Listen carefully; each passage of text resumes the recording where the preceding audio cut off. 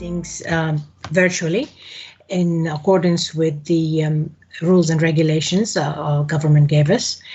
And there will be officers will be presenting the applications, and then if we have speakers, the speakers will be I'm cheating here. Just a second. So, sorry. Let me start all over again. It's these procedures have been developed following introduction on 4th of April 2020 of regulation that permit virtual meetings.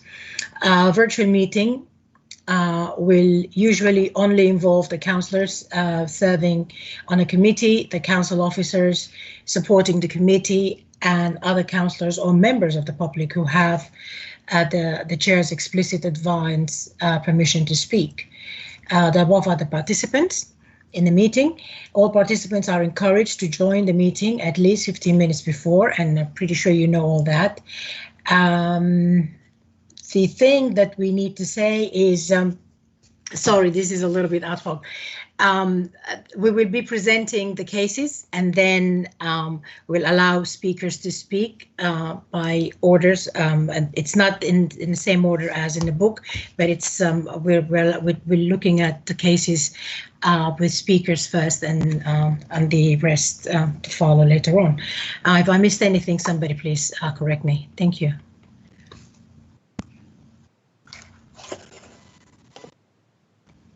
Okay. Hello, Councillor. It's Hazel from the Legal Department. I think you need to make a comment about if there's a Wi-Fi drop.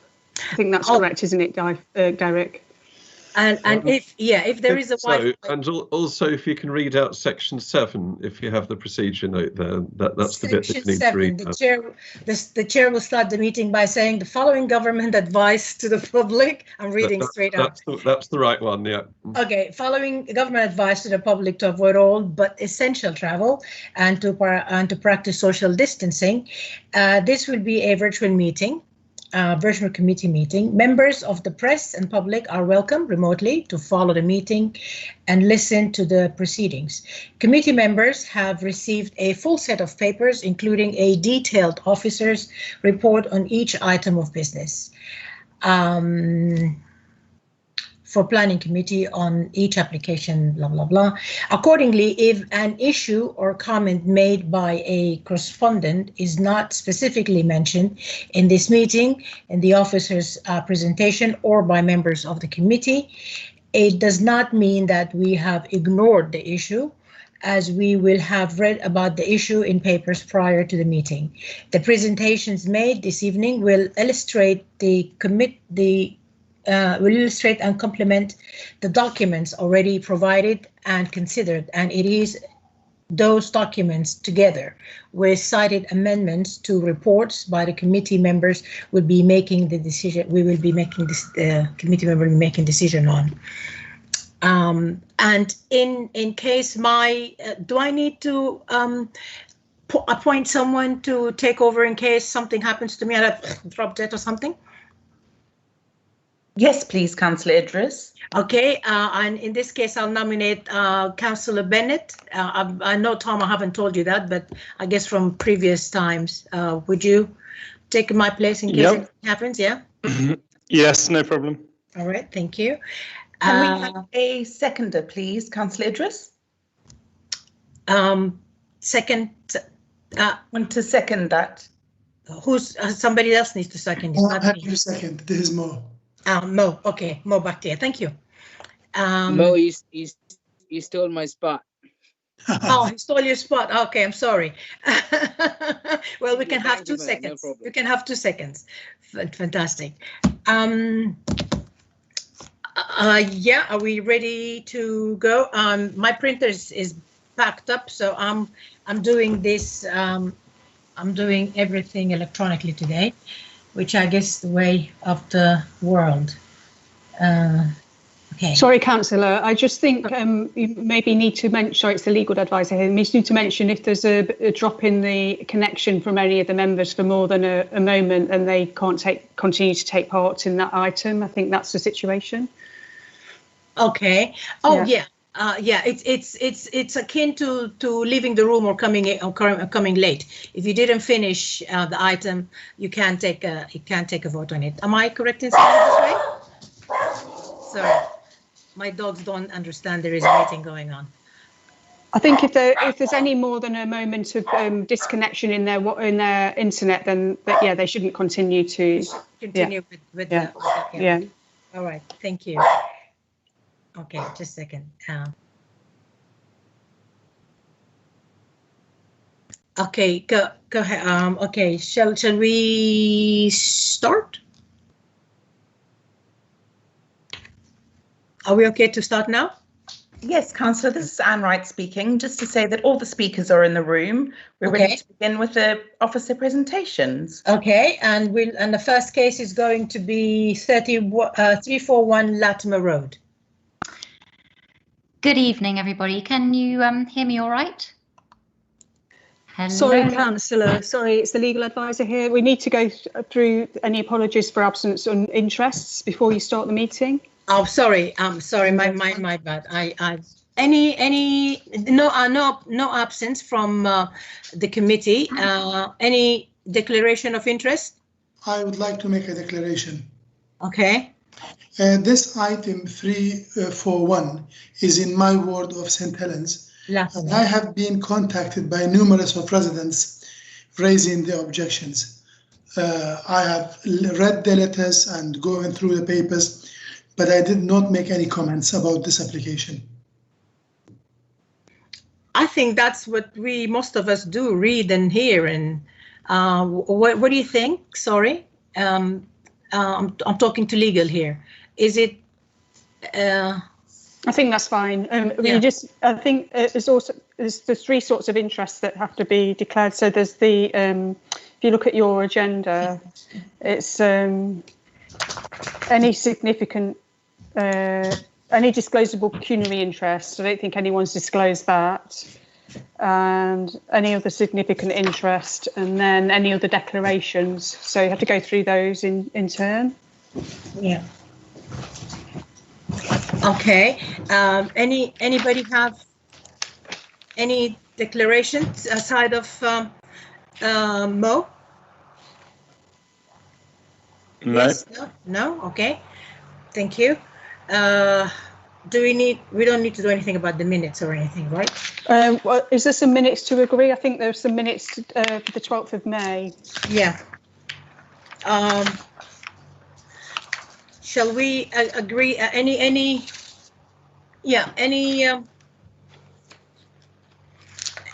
the minutes okay to be approved?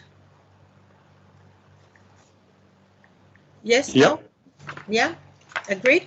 Yeah. Okay.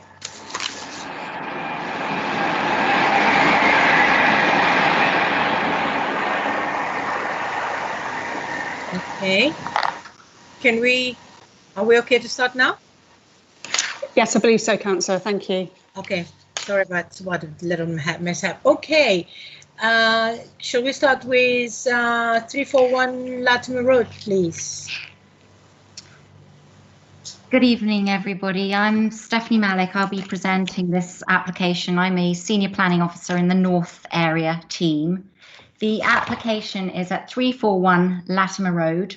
It's for the provision of an additional floor at main roof level with access housing to the roof terrace above, rear extension over the existing rear addition at second floor level with terrace above, and the enlargement of the front light well and replacement of pavement lights with a grille. The bulk of this application, almost all the items, have been previously approved. The additional story to this existing 3-story property was approved in 2018. And the use of that additional story as the top of it as a roof terrace was approved in 2019. But as you can see from the site photographs, it doesn't yet exist. So in planning, what we have to do, if someone wants to add something like a stair housing, we have to look at the whole sum total of works again. And that's what we're doing. But I am asking members to be minded that there are 2 extant schemes at this site which could be built out without this stair housing, and that would provide the additional floor and the roof terrace use. Essentially, this application is for a stair housing. The last application that was approved was in 2019, and that will be valid for 3 years, so that could be implemented at any time until 2022. I'll show you these slides now for the stair housing. This is the rear of the site. Excuse me, I didn't show you these. This is the some of the context. The back behind the site is the railway that forms the borough boundary, and behind that we have tall buildings which have been recently built as part of the Imperial West scheme in Hammersmith and Fulham. This is the rear of the site with its, actually, I'm not sure. I believe that's the roof terrace to the site. These are the proposed floor plans. I believe the elevations will be the ones of most interest to members. First of all, though, let me show you the roof plans. This is the existing roof plan which stops at 3rd floor level. This is the proposed one which stops at 4th floor level. It's all in terrace use. The terrace is set back as approved in 2019. But what we've got coming in here is this stair housing. Before, there was to be just a roof access hatch, just a horizontal thing on the terrace floor. Now there's a stair housing proposed, which will, let me get to the slide, will stick up a little bit above the roof at the back, maximum of 3 meters. Won't be readily visible from the street, will be in brick to match the rest of the building, including the new story when it's built. And we'll just have a glass front, which will allow a door to access the main roof terrace. This application has received 71 objections, including a more recent objection from the immediate neighbour about a flue, which we believe can be solved through party wall discussions and will need to comply with the building regulations. So 70 of the objections concern issues relating to the additional height. I must remind members that that has been approved twice before, in 2018 and 2019, and under planning law that scheme could be built out. The issue at hand is this stair access housing here, which is a small element to the approved scheme. Let me show you the rest of the slides. These are the extant permissions, the permissions that can be built out. This was what was approved in 2018, and this slightly taller to allow a balustrade to the front to provide screening and safety for the roof terrace use. That was approved in 2019. So what we're looking at now is just a small box to the rear, not readily evident from the street, will not result in any light blocking or overlooking of any neighbours. That concludes the presentation.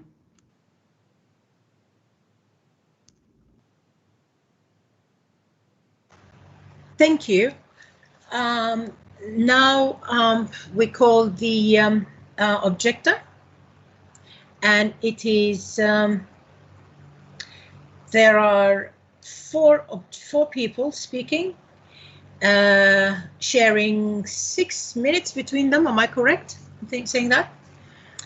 Shall I ask which order do you guys want to speak on? It's Stephen Taylor and Andy Perkington and Mike Riley, Georgina Pomper and Jonathan Sissons. Which order do you guys want to speak? Have you decided, or? Councillor, sorry, it's the legal advice. I think one of those parties is actually speaking in support. I think because it's all. I'm looking at my document. It's both of them. So is it? Can I just step in? It's Jonathan Sissons here. In the roll of order, yeah. It says that number 1, Steph Taylor and Andy Pilkington, yeah. the owners or the interested people of 341A, come up first. and we, Mike Riley, Georgina Pomper, and me, Jonathan Sissons, follow. Okay, fantastic. Thank you for the correction. Thank you. I'm just looking at the paper, and my bad. I should have seen it had supporters between parentheses. So no worries. Yeah. So can I ask supporters, Stephen Taylor and Andy Perkinson, come please speak. How you want to share it between you, or one is going to speak for the 3 minutes? I'm going to speak just very quickly. Okay. We support the scheme in principle because it brings a roof garden to the top.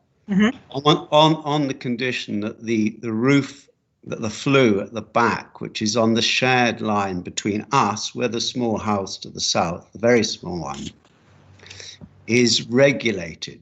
That that flue has not been applied for or shown in any of the drawings of this application, nor the one of 2019, nor 2018, nor 2013, and is somewhat confused by showing a flue to the south side, clearly marked flue. Now, had that been shown in the drawings previously, we would have raised the issue here as architect and owners of 341A. We will replicate to the same height a house that marries up to 341. Mm-hmm. And it is quite straightforward to take the flue to the rooftop like a Victorian chimney.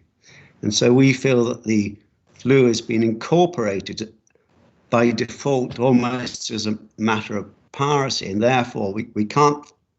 Building regulations would look to planning and to gas board regs and wouldn't actually examine flues in detail because it wouldn't take the liability.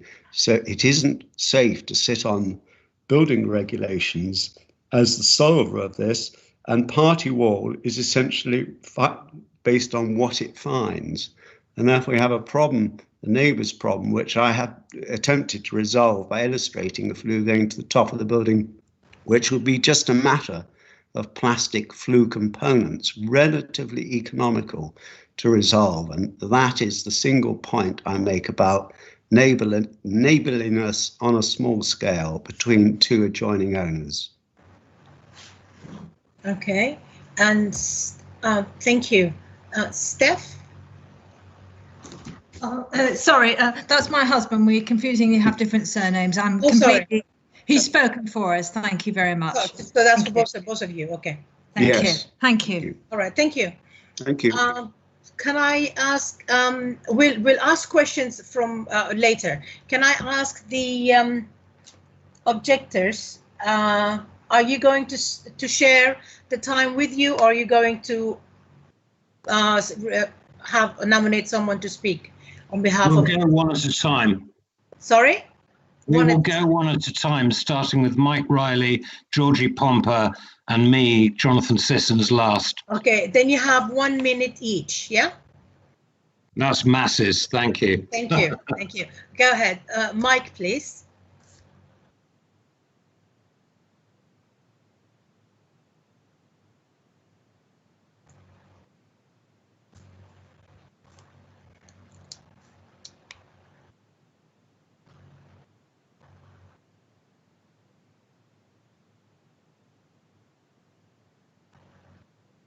Mike Riley? I don't think you're hearing Mike. No. It's not coming through on my computer. I can't hear him either. Can you hear me? Do we know what's going on? I can hear him now. Can you hear me? Yes, now we can. Oh, sorry. Okay. So, did you hear any of that? No, nothing. Not just now.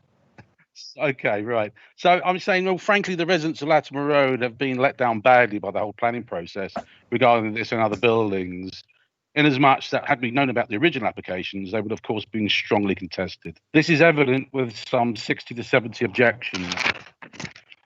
Can you hear me still? Yeah. Yes. Objections.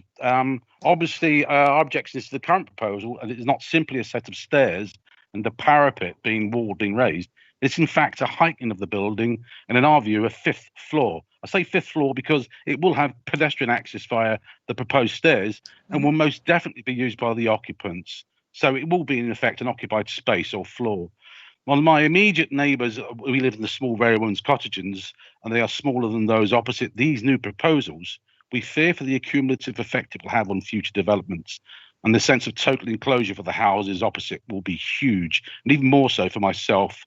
With an additional floor space, it runs coach and horses for privacy. No one was aware of the original application. No one has seen any light shadow surveys. There's been no provision for affordable homes, no provision for parking, etc. This is a speculative construction of the worst kind, and I urge you please to reject this application. Thank you. Thank you. Georgina, you have a minute also.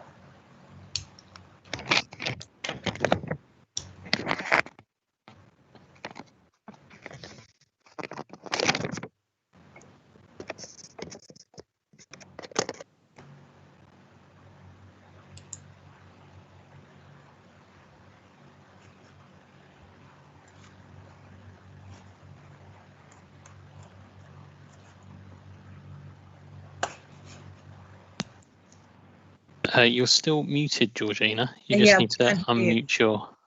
Hello, can you hear me now? Yes, we can. Yes, can everyone hear me now? Yes. Thank you.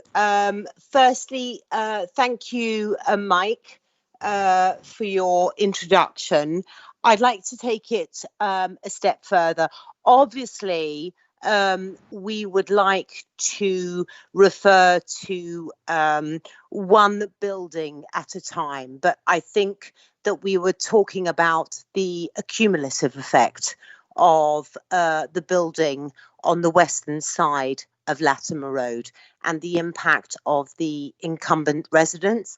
Not only that, but on the height restrictions that have been in place since, I believe, Victorian times. So if I can add slightly further, in terms of order, we're talking about in this application of 341, we have the Morelli building on one side. We then have 341A that apparently, unbeknownst to the residents of Latimer Road, the incumbent residents, I might add, of Latimer Road, has been approved at a new height precedent, not only from the western side of the road, but also on the opposing side of the road.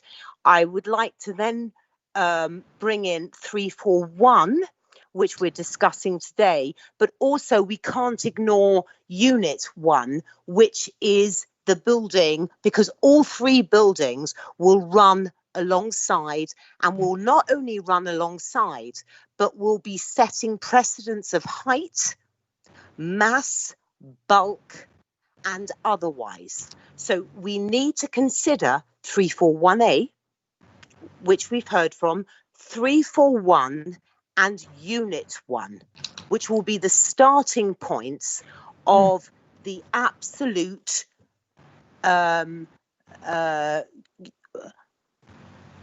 to light issue that people on Latimer Road have, setting height precedents, because it's clear that no height precedents of that height have been set so far on Latimer Road. So I would like to address those. And the three that run alongside, and I would love to be able to address 341 in its own right, but the three that run alongside immediately make a huge impact on setting a height precedent, blocking light, blocking what was originally designated as space in between the building that encompasses height and mass bulk. So when you consider that 341A, 341 and Unit 1 at an unprecedented height, and I might add that 341 put their projections through against the projections of 341, of Unit 1, which already makes a huge height precedent of the street.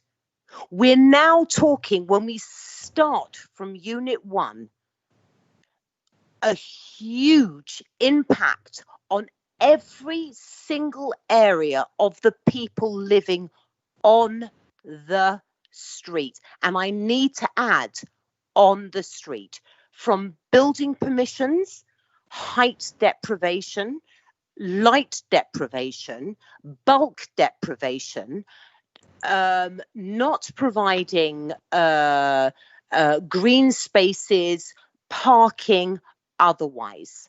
Because we're talking about building up from ground level upwards, and this is 14 units. And I'd love to separate this unit 341, which is residential unit. But the reality is that there is already agreed meeting height and at the side 341A, 341, and then Unit 1, which is the first unit, which is about to be agreed both on, and I might add, on all levels, that we're supposed to be having a design code, but Unit 1 being the first of approximately 14 units on the west side of the street at height levels that affect every single property for 3/4 of the street. That's not just height levels. That's including building, etc. So I think we need to take that into accord. Thank you. Thank you. Thank you so much. Thank you very much for your time. I just noticed Hazel has her hand up. Am I okay? All right. Yes, sorry, Chairman. I was just going to remind you about the minute limit. I think it was overrun. Yeah. No, it ran over. Oh, I felt it went. Apologies. I mean, obviously, we know this is huge things, and we can't only limit it to one unit. So apologies if I've run over my time. Okay. Genuinely, apologies. Thank you. I assume somebody else was keeping time. So do I need to get a stopwatch or something? Or yes, I think yes. Sorry? No, I'll be brief, don't worry. Okay, all right, thank you. I'm Jonathan Sissons. Jonathan, thank you. Thank you very much, councillors. Gosh, it is a hell of a thing to talk about, and one would like time. I realise I haven't got it. I note that the supporters own 341A, which is another one that's getting from a residential building, I might add, an additional 2 stories. I note that what I'd really like to say here, first of all, actually, if I may, to the pertinent application here, which is that in essence, the roof terrace of the proposed 4th story will be rather like Kensington Roof Gardens, a 5th story, if you like. Anyway, I think Georgie and my neighbour Mick made good points, because at heart and in essence, we feel a very bad service has been performed on the residents of Latimer Road, namely, and you mentioned this, I'm only bringing it up because it's suffused throughout the backing notes that you have in front of you, which refer to all of these planning applications from 341A, 341, Unit 1 and Unit 10, and they are consistently referred to. You talk about lawful implementation under the 2018 and 29 permissions, could be lawfully implemented. I presume the use of your wording means that you are aware of the huge objection from this street to all of these, whether or not they've been approved. And at heart, we feel the statutory system of service of notice by RBKC is wholly ineffective to any of these. You talk about serving notice to local newspapers, which don't exist anymore, and the St. Quentin 2015 consultation is, in the words of Joseph Keller, Jonathan, sorry, I hate to cut, but you went over the minute. So well, I'm sorry, but I'd like to make a very important point, and I won't be too long, which is that from the start of the consultation, the residents of Latimer Road, for these massively impactful proposals, have not been properly given notice, because most of us have lives and we don't realise that we have to join up to the St. Quentin's RA, who took it upon themselves to create a neighbourhood plan. We are now, with the council's support, doing a design plan. We have also proposed in short weeks that this part of the Latimer Road be included in the conservation zone. Thank you. None of it has ever been thank you. Sorry. by anybody apart from elaborate in the response. Thank you. Thank you very much. Thank you. Now we move on to councillors. Any questions to the applicant or the supporters? Do we ask questions of the supporters or sorry, Hazel, can you advise me? Yes, I think the members and yourself can ask questions to objectors either. Yes. Okay. Yeah. So can the councillors tell me which councillor wants to ask a question, and who do they want to ask the question of? The supporters or the objector? I would like to ask Jonathan and Georgina, please. Okay, Mo, go ahead. Thank you. Good evening, everyone. Jonathan, Georgina, you are happy to answer whichever you think you could answer. Certainly. In what way does this building, I know this is, as explained from the beginning, we have two applications which was approved, one in 2018, one in 2019, and the application in front of us is completely different. We don't have the power to undo what has been done in the past. But in what way you have been impacted by the existing application, please? Yes, thank you very much. I feel that we collectively feel 70 to 100 at least feel we've been impacted because the approvals, the permissions that have been given should have taken, obviously, as I just tried to say before I was cut off by the person that suggested sticking strictly to the minute, but if you took a line north of 341 and the opposing unit on the other side of the street, number 220 Latimer, and went north, nothing above there, north of there, to the top of North Pole Road is in any way like the approvals that your council have given to 341A, 341 and Unit 1, which I may add is owned by the owner of 341 and which also has a higher roof height than the proposed 341 fourth floor extension. If you look at the original schematic of the existing Victorian buildings before some of them were brutally demolished by the compulsory purchase order in the 70s, the Victorian concept of a commercial design is 2 stories. You can see that from the adjoinment of Oxford Gardens with Latimer Road up to the church. They are 2 stories. It's nonsense to suggest, and I do believe that one of the things that St. Quentin's RA did say was that south of that line between 341 and number 220 opposing was a different area of consideration to what goes north of it. Therefore, on any level, these decisions are dreadful.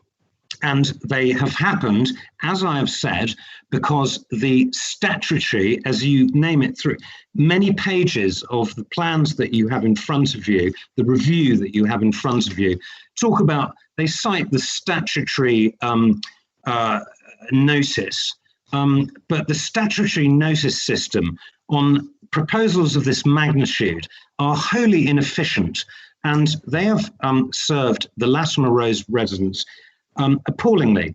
And I might add that Latimer Road, in respect of the St Quintin Woodland Residents Association, or whatever it's called, is an outlying area. I tried to build French doors from my first floor Victorian cottage out onto my kitchen extension, and I was told it would be impossible because it would face onto High Lever Road, and they would never allow it to happen. That is a very high-class problem for the west-facing High Lever Road residents. The west-facing Latimer Road residents face an extremely low-class problem, if I may say so, in your decision to allow 341A, 341 Unit 1 and Unit 10, who I understand you've advised them to withdraw their appalling 6-story proposal. And of course, what they're going to do is come right back on what you've approved at 341A, 341 and Unit 1, which again, I emphasize, is taller than the 4th floor extension that you've approved at 341, both of which are owned by the same person. Thank you. Thank you. Any other questions? I have a question. I want to go back to the height. This is a question to the objectors. I want to go back to the height of the buildings. But the height, from what we understand, has been already, it's existing as of the previous application. Did you not know that? What do you mean exactly? Could you be precise about that, please? Because you were talking about the height. My understanding, and officers can correct me here if I'm wrong, is the current height has not been increased. The height in this application has not been increased. It's exactly the same height that has been approved twice before. Am I correct in thinking yes, they've been approved, but you say I'm looking at some of this you know, the plans, the review you have in front of your notes that you have in front of you, and you talk about how it, you know, fits in with the area. And again, I refer you back to the line between 341 and the opposing number 220, south of which should be something, and I do believe that St Quintins are in agreement with that, north of which should be something completely different, because of course what you have north of that is, and by the way, I might add that nobody, RBKC or Hammersmith and Fulham, Mick and I have been spending months trying to find the original approval given to the building of the units on units 1 to 14. Our conclusion is it may have been an LBC compulsory purchase order because it related to the proposed north spur of the Westway. But we cannot find the ruling that said you must not build higher than 1 story, because of course, let it be noted that units 1 to 14 as they exist are 1 story, possibly with a mezzanine, but certainly well under the existing 2-story Victorian bay-fronted terrace. There are 2 remaining examples of it where the terrace commences at the north end on the west end of Latimer Road. But anything north of 341 and 220 opposing is absolutely, you know, the tallest thing is 341, which is in line with the existing Victorian terraces, for instance, at Dimitri's Bar on the corner of Latimer Place, I do believe. There is a little terrace there of about that height. So it is nonsense to say, as the comments to in reaction to, in your notes, some of the objections and the specific things, that it sits in line and would And also, I might add, this is also subjective. It's talking about buildings on that side of the street. It's not talking about buildings on the other side of the street. Okay. Well, the only building on the other side of the street is number 220, before the red brick Edwardian terrace commences, over which 341 with its 4-story agreed extension will tower, and this and then you will have unit 1, which you've approved, and that will tower even further because it is a metre or so higher, don't quote me, and then you would set a precedent for units 2 to 14 for the rest. And of course, we know what's going to happen. I understand you have told the Unit 10 proposers to go back with a revised plan. And the revised plan will no doubt take into consideration all of this and all of the approvals that you have given that would never happened if we had known properly, if we had been proactively informed door by door by the St. Quintin's people, whoever it is. Therefore, I put it to you that you have failed to serve notice on Latterman Road residents. Thank you. May I speak? It's Georgina Pomper. Yeah, are you responding to my question? I am responding to your question. Yeah, go ahead.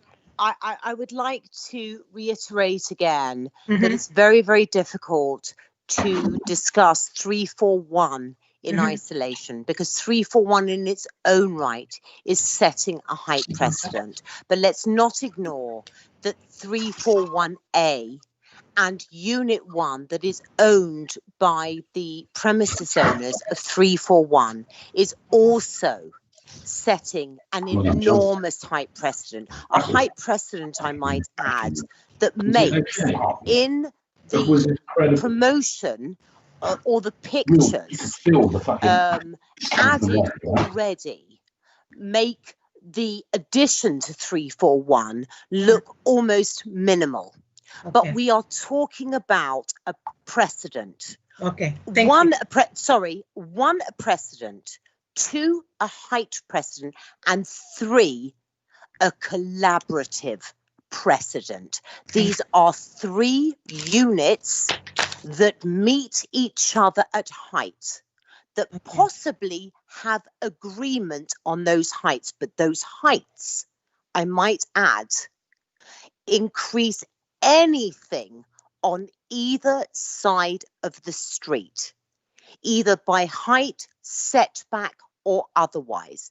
And if those are going to dictate what is going to go on another 13 units onwards, these cannot on any level be considered in isolation. It's extremely clear. It's extremely worrying to the residents, and I will add the residents of Latimer Road, because these are the incumbent people that live on the road and are apparently potentially subjective to approximately 14 units that will be redeveloped without their input. Well, I might add that in the time that it was made apparent, obviously apparent to the actual residents on the street and beyond, you have over 78 objections on 1 unit alone of what is about to be proposed. And that is something that the council need to take very much on board, because what I'm talking about is the accumulative effect of all of these. And I've just made your point. You made your point very well. Thank you so much. Very well. Very eloquent. Thank you. I'm so grateful. Thank you so much. Thank you for your time. And thank you for your time. Thank you. And thank you. Very grateful. Thank you all the speakers. Any other questions from councillors? Okay. No. Thank you. Any questions to officers? No? Yes? Just one question. Derek, one question. One question quickly, Chair, if I may. Councillor Bennett here. Yes, just question to officers. I just wanted to be clear on the point regarding the stairwell. I think the phrase used in the presentation was that it won't make a noticeable, I might be getting the word slightly wrong, but won't have a noticeable effect on the streetscape from the street. I was just wondering, will it affect the roof line? Will could they go into a little bit more detail on that? Certainly, it's 3 meters high, but this is a 4-story building. It's a wide street, and it's set right at the rear of the property. So it would look. I mean, there are other plant enclosures on these industrial buildings' roofs. It's not considered to be harmful. You can see that there's a similar one to the scheme next door, and it will be brick to match the existing elevation, so pretty much blend in. But it is set back significantly from the back, roof line. Yeah. It is set back if that's what you're saying. Sorry, the question was for officers. Sorry. Questions for officers only. There is a comment from Mr. Taylor. Yes, thank you, Chairman. I just wanted to make a couple of comments just to give the committee some guidance, having heard obviously at some length the concerns expressed by the objectors and the people who live opposite. I think the most important point for the committee to understand is that every planning application has to be addressed on its merits, and will stand or fall on its merits. And whatever is decided here today for this building does not actually set a precedent for other sites further up the road. The most important material planning consideration in this case is that there are 2 valid planning permissions for a building of the same scale, the same form, the same appearance as that now before you. And the only difference with the application before you this evening and the 2 existing planning permissions is that there is now an access housing proposed on the roof, which you can see on the slide in front of you, identified by the red line above the building. And that is the only additional part to the existing planning permissions. So the fact that there are 2 existing permissions is a very powerful consideration in your assessment of this application this evening. Those 2 applications, those 2 permissions could be built out. So refusing this case, if that's what the Commission wished to do, would not take away those 2 existing planning permissions that could still be built. But whatever is decided on this application does not set the course for other sites further up Latimer Road. There's obviously a lot of work to be done in design terms, in actually developing design guidelines, but they didn't exist in 2018 or 2019 when these permissions were granted. So we can't take that away from the applicant. The applicants got those through in time. That's the reality. So I just wanted to reinforce that point, just so the committee understood exactly what they were considering this evening. Thank you. Thank you, Mr. Taylor. That makes it very clear. Any other questions to or clarifications? Yes, Chairman. Questions? No, Mr. Okay, Councillor Bhatia. Yeah. Thank you. Yes. I was going to ask the same question, so my first question was answered. But my understanding, this application includes a grille in the front front light well. Am I right on that? Yes, it does, Councillor, but that grille has been approved twice before as well, rather like the additional story. The only new thing is the access housing on the roof. So what is the dimension of access housing? It's not a wide road. Is it possible to talk again, or is that it? Hello. You are muted, Councillor Chair. Bakhtiar, you had a question? Sorry. Yes.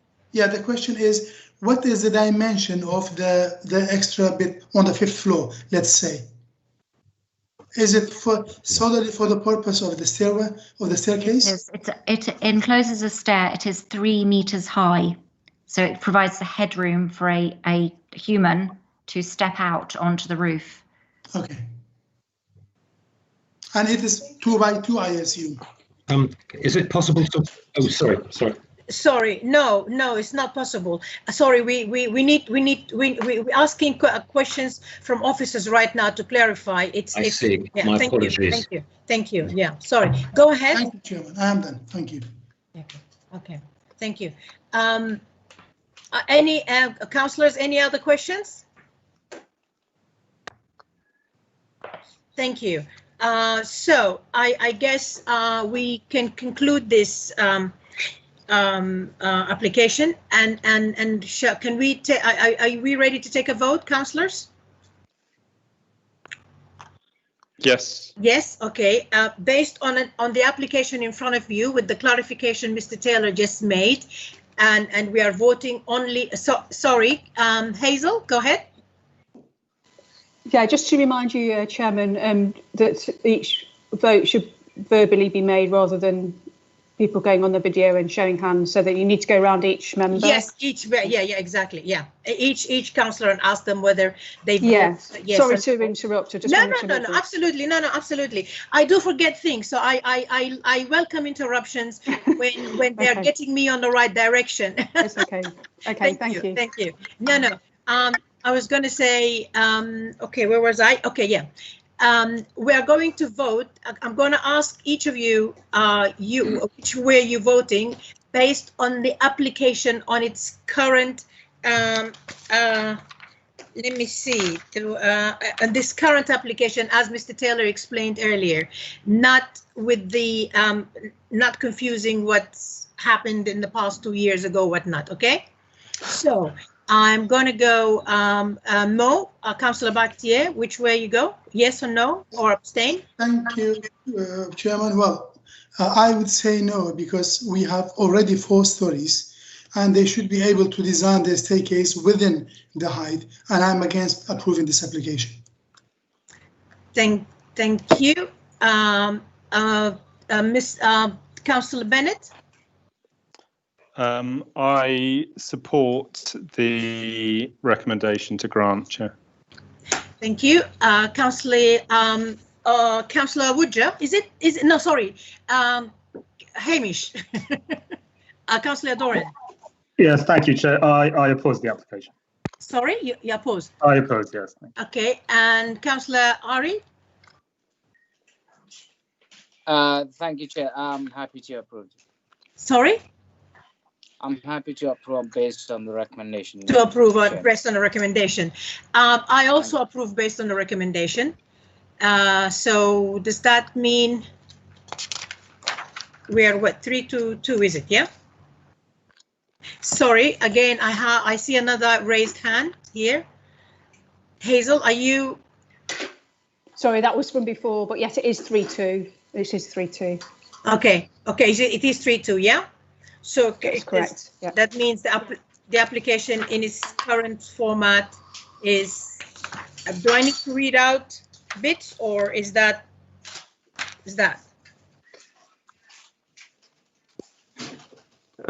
Chairman, no, you don't need to read anything else in this situation. Okay. That there's a clear majority of 3-2. Okay. And that basically means that the recommendation has been agreed by the committee. Has been agreed. Okay, thank you. Thank you. And then we move on to the next application, and that is 13 to 15 Rendell Walk. Yes, thank you, Chairman. It's Fiona Ray, team leader of the South team, presenting this application this evening. Just to very quickly run through the procedure, if I start with my presentation, then we'll, in a similar way, move on to speakers, questions for speakers, questions to officers, your discussion, and then your vote. So in a similar way. But Just wanted to draw members' attention to the addendum report because we have recommended an amendment to condition 6 on the application, which relates to privacy and obscure glazed windows. Also, importantly, the map in the report pack, not in the submission and not on the application drawings, but in the report pack itself is actually incorrect. So the site location plan is identifying the 2 properties just at 13 to 15, but the site plan on the screen in front of you is the correct version. It doesn't take anything away from the application, it just doesn't correctly identify the site, and it's in there as an aide-memoire. So thought I would include that drawing for you to show you the full extent of the building. The red line is the application site, and that's what the whole application refers to. The blue line is the site that is also in the applicant's ownership, so that's just for information. This application, planning permission is sought for an additional storey and some extensions and alterations to provide additional office floor space at 13 to 15 Radnor Walk. I've included this 3D view as an initial side, which will make more sense as we go through the presentation, but it just helps to show the general overall proposal and context. So you can see in green is the existing building at 13 to Radnor Walk that's set back from Radnor Walk itself. And you can see the properties just in front of it that are those on Radnor Walk, and behind it what is referred to as the service yard. Now, the blue proposal shows you that there is a new storey brought across. The best way to see this is at the junction here with the other properties that face onto the service road behind. So, and you can also see the infill extension talked about just here, where I'm showing you on with the cursor. But I'll go through the slides and it should make more sense as we go. So this is the south elevation. This is the longer stretch which goes which faces onto that service road behind. So rather than facing onto the rear of properties on Radnor Walk, it's the service road behind. And you can see that a new additional storey is proposed here with new windows proposed as well. And then we can see the infill extension would be in this location here. The north elevation, so this is the elevation that would face directly onto the people on Radnor Walk. You can see the additional storey coming up here and going across the existing building. There's also changes to sort of windows and details as they are added. Existing and proposed east and west elevations, so they're either side. They look like there's little change, but it's because the main additional storey is in the central part of the building, which I'll show you on the section drawing. Now, the section drawing, again, you can see the extension popping up in the centre. And if you look existing at the top and proposed here, and the additional storey shown. On behalf of some of the residents of Radnor Walk who requested I raise. If we could. Sorry, I think somebody was just speaking, apologies. So that's the section details. The section detail here are just highlighting in blue the full extent of the additional storey, just to make it really clear, because I understand it is a kind of complicated arrangement of buildings. Existing and proposed ground floor plan. There's not a huge change in terms of the additional floor space at this particular level, but the infill extension facing onto the service yard would be in this location. You can see the properties to the rear of Radnor Walk shown here on both existing and proposed. Then at first floor level, this is the infill extension here, which is where faces onto the service yard. And then this is the new additional second floor level. So as existing, it is just a roof with various roof lights and plant and so on. But the additional floor would create new office floor space, and the proposed roof above that would have the kind of ancillary facilities you would see at roof level. Site photographs, you can see a view from the south to the south from Radnor Walk. This is the service yard we have spoken about here to provide some context. And then some massing visuals. Again, you can see in the map above where these are kind of taken from. They're not verified views. It's just to give you an indication of how much more built form there would be going across the top of the roof. And then a highlighted section, again, showing you that additional story going through the property.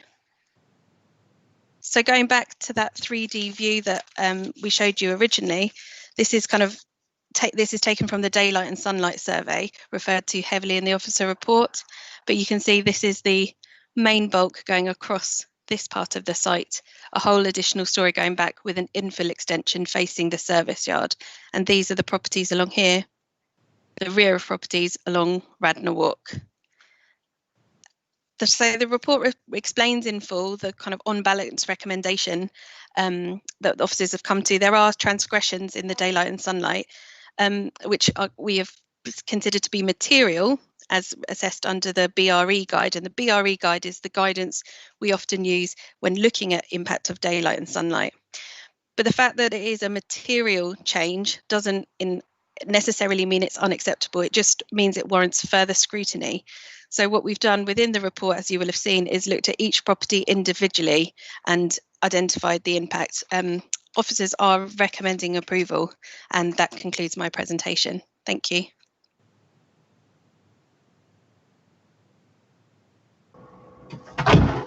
Thank you, Fiona. Now we can go to speakers, and I am going to be very strict because I have my phone now. So can I ask, please, is it Hamish, Scott and Lynn to speak? And you have 3 minutes between you. So that means a minute and a half each, or you can nominate someone to take the 3 minutes, yeah? Thank you very much. I'm Hamish Scott. In fact, Lynn and I decided that I would speak on behalf of both of us but really I'm actually speaking on behalf of a number of the residents of Radnor Walk who requested that I raise a number of their concerns. Okay. Now, whilst in principle, I and the other residents I've spoken with are not against the development of 13 to 15 Radnor Walk, we're using this platform to highlight our past experiences with this developer as the only medium we have, and wish to make the council aware so as to have a better management with this project. Okay, go ahead. You have 3 minutes. Thank you. So over a period of 8 years, we've been subjected to 2 developments by Martin's Properties, so have had plenty of past experience with their constructors. Being a small residential street, this has been enduring. The 2 developments were 1 to 5 Radnor Walk, which was a major development, and 7 to 11, which is 3 houses being redeveloped simultaneously. In each case, their builders belong to the Considerate Builders scheme, or Considerate Constructors, whatever it's called, but they were very cavalier in their treatment to the residents. Now, so the areas that I've been asked to raise and refer to both past projects are as follows. Firstly, the workmen constantly threw litter into the street from food wrappings and in some cases half-eaten sandwiches, smoking in the street and throwing cigarette butts into the pavement and gutter, loitering outside our homes and talking loudly on their mobile phones when they could have stayed in their own area quite easily, gathering in groups on the pavement, which was intimidating for elderly residents. This was actually mentioned by several parties to me. Being rude and aggressive to other residents and their constructors when the resident was carrying out their own building work, especially when building material was delivered. They had long periods of parking suspensions, which, especially when near the end of the development, it was certainly unnecessary for them to occupy the limited number of residential parking spaces that we have.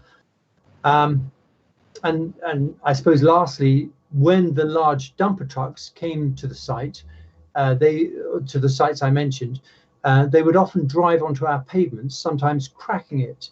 This was because it's quite a narrow street. This is particularly the case with the development of 1 to 5, and the diggers needed access. The diggers, when they needed access, the caterpillar tracks actually damaged the curbstone on several occasions. Now, as we and many of the other residents on the west side of the street, which is the even number side, have all contributed or had to pay for York stone paving being laid, could we have an undertaking that if any damage were to happen, again, that the constructor of Martin's Properties, whoever it may be this time, will replace and make good any damage caused? In the last instance, the site manager said that they would repair it, but obviously never did. So our request is, could we have some form of declaration or undertaking to make more consideration to the residents, and may I ask the council to impose any stipulations upon them?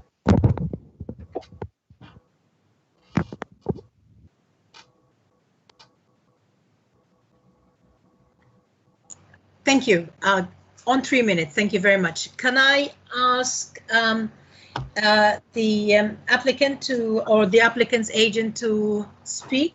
I think is it Anthony Harris? No, it's going to be myself, Ross. Unfortunately, you spelled my name wrong. It's not Ross Walker Lover. It's Ross Walker Love. Bit embarrassing, but there we go. Okay, sorry about that. So look, I'll keep it. Yeah, those aren't site photos either, but I'll keep it relatively short and sweet. Well, you have 3 minutes also, yeah. Yeah. So look, just in terms of the overall benefits of this scheme, we are a long-term landowner in the area. We are continually improving our estate.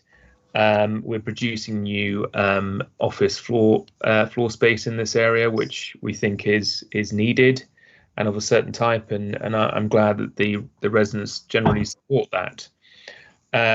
So I think the issue here is in relation to, say, contractors and the nature of doing building work. We did actually hold a consultation, a public consultation. So actually in the report, it didn't seem to pick it up, but we advertised to over 400 local residents. We held a public consultation pre-COVID, and to take on board some of the comments that Hamish has mentioned. Whilst we can't absolutely sort of distinguish some of the issues related to the contractors, we are signing up again to the Considerate Constructors scheme. You will enforce the condition around the COCP. And also it's worth probably noting that it's a much shorter time frame in terms of the build here. So it's less intrusive, the works, there's no basement works. Access is tighter because it is a tight site. So again, there's certain deliveries, but I think certainly from my perspective, I think we can try and mitigate some of the construction activities. Bear in mind, we actually did sack the first contractor on the last scheme, Hamish, because of some of those concerns. So I'm well aware. Thank you. I know those issues. I live right opposite. Yeah. So the other thing we've done is we've been in advanced talks with the site owner next door at M&S and M&S directly. There is a tripartite license that is around about 90% there to get some heavier to organise heavier deliveries down the M&S yard. So we're not obliged to do that. We are doing that because we are trying to listen and we are trying to improve the overall situation for everybody involved. So I think on the whole, we think this is a great opportunity to create some very interesting office space in a place where it needs it most. So we're very excited, and hopefully we manage the contractor accordingly. Thank you very much. And I was going to ask a question, but you answered it already. Managing the contractors and keeping residents and your neighbors happy. It's very, very important. It is. It's a long way. Thank you very much. Thank you. I don't think, just to quickly add, I didn't think that Anthony Harris actually is our daylight sunlight consultant. So if there's any specific questions on that, I think it's been addressed heavily in the report, but he's available for questions if needs be on that. Okay. Thank you. Thank you very much. Now I'm going to open it to councillors. Sorry, I'm going to open it to councillors. Any questions? There is a question from Councillor Mo Bakhtiar. Yes. Mo? Yeah. Thank you, Chair. Well, I've been through the objection letters, and the most significant point I have seen is what you've been talking about, and the applicant mentioned as well. Could we? So is the applicant happy if we put a condition for you for deliveries, whatever you do on that side, to use the commercial space behind the building?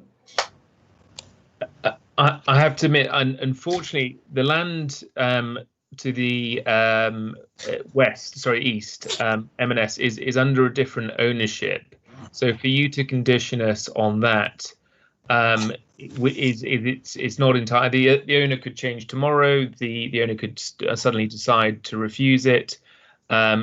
Whilst we are making every effort, and we've actually already spent tens of thousands of pounds. There's 4 lawyers involved. There's 3 surveying firms involved to try and get this where this is. To condition it would be it's completely out of our hands. So would actually stop the development potentially going ahead if that were the case. Okay, what else could you do, or would you do, to mitigate the damage to the pavement and the things the objector mentioned? In terms of the damage to the pavement, actually, I did forget to mention that we have actually, under our previous development, we had a section 278 works that was done post the development, so that has been completed by RBKC preferred contractors. We're just as keen as everybody else that as a long-term landowner that the street and the properties look good. So we are incentivized to do that. We don't want to see the area in disrepair either. So yes, it's completely within our interest to do that. Okay. Objector, another question. Are you happy with this, Mr. Scott? Well, as I said, in principle, we are. I mean, one of the things I forgot to actually mention was the fact it is becoming a larger building. Can we have an undertaking? It's not going to be let out to one sole company. The reason being, if that were the case, it would have a lot of members of staff coming and going simultaneously, i.e. when the company starts. At the moment, it's office space, and so therefore people will come in and go throughout the course of the day, and so there's no huge influx. And I think I mentioned when I spoke that we are a small residential street. Martin's Properties had, and I think have done a very good job with Sticks and Sushi at the top. We thought that was going to be more detrimental, but we're just hoping that, as I said, if this were a large development in terms of one single company going in there, it will have an adverse effect on the street. Okay, thank you. Thank you, Chairman. Thank you. Councillor Aretti? Yeah, I think my question was almost covered by Councillor Bakhtiar, but just quickly to the objector, Mr. Scott, just checking on it. I know you raised the point about one developer managing the CTMP or the pavement we just spoke about. But as long as they comply to everything, would it make a difference if it's one contractor or multiple contractors? So would you be happy if they complied to every single regulation and follow, harmony with the neighborhood and the street? No, well, sorry, maybe I didn't make myself clear. When I was speaking previously, I didn't mean on the contractors. I meant of the actual tenant who takes on the property. If it was a single company taking on the entire new office block, then it would make a big difference in terms of the numbers of people coming and going simultaneously, as opposed to at the moment where it's office space which is let out to many different companies. Yeah, I got your point. All right. Look, can I sorry, councillors, I'd just like to respond to Ms. Scott on that. I mean, the addition of space that we're talking about overall is only around about 150 square meters. So we're talking about on a sort of 1 to 10, 1 to 15 basis, probably only about another 15 people. So I don't think we're envisaging a dramatic shift in people movement, whether it be a single tenant or multiple tenant. So if this is a much larger development where there was a greater addition of space, I would probably understand that point. But I think in practice it wouldn't necessarily be noticeable. Thank you. Thank you. Councillors, any other questions?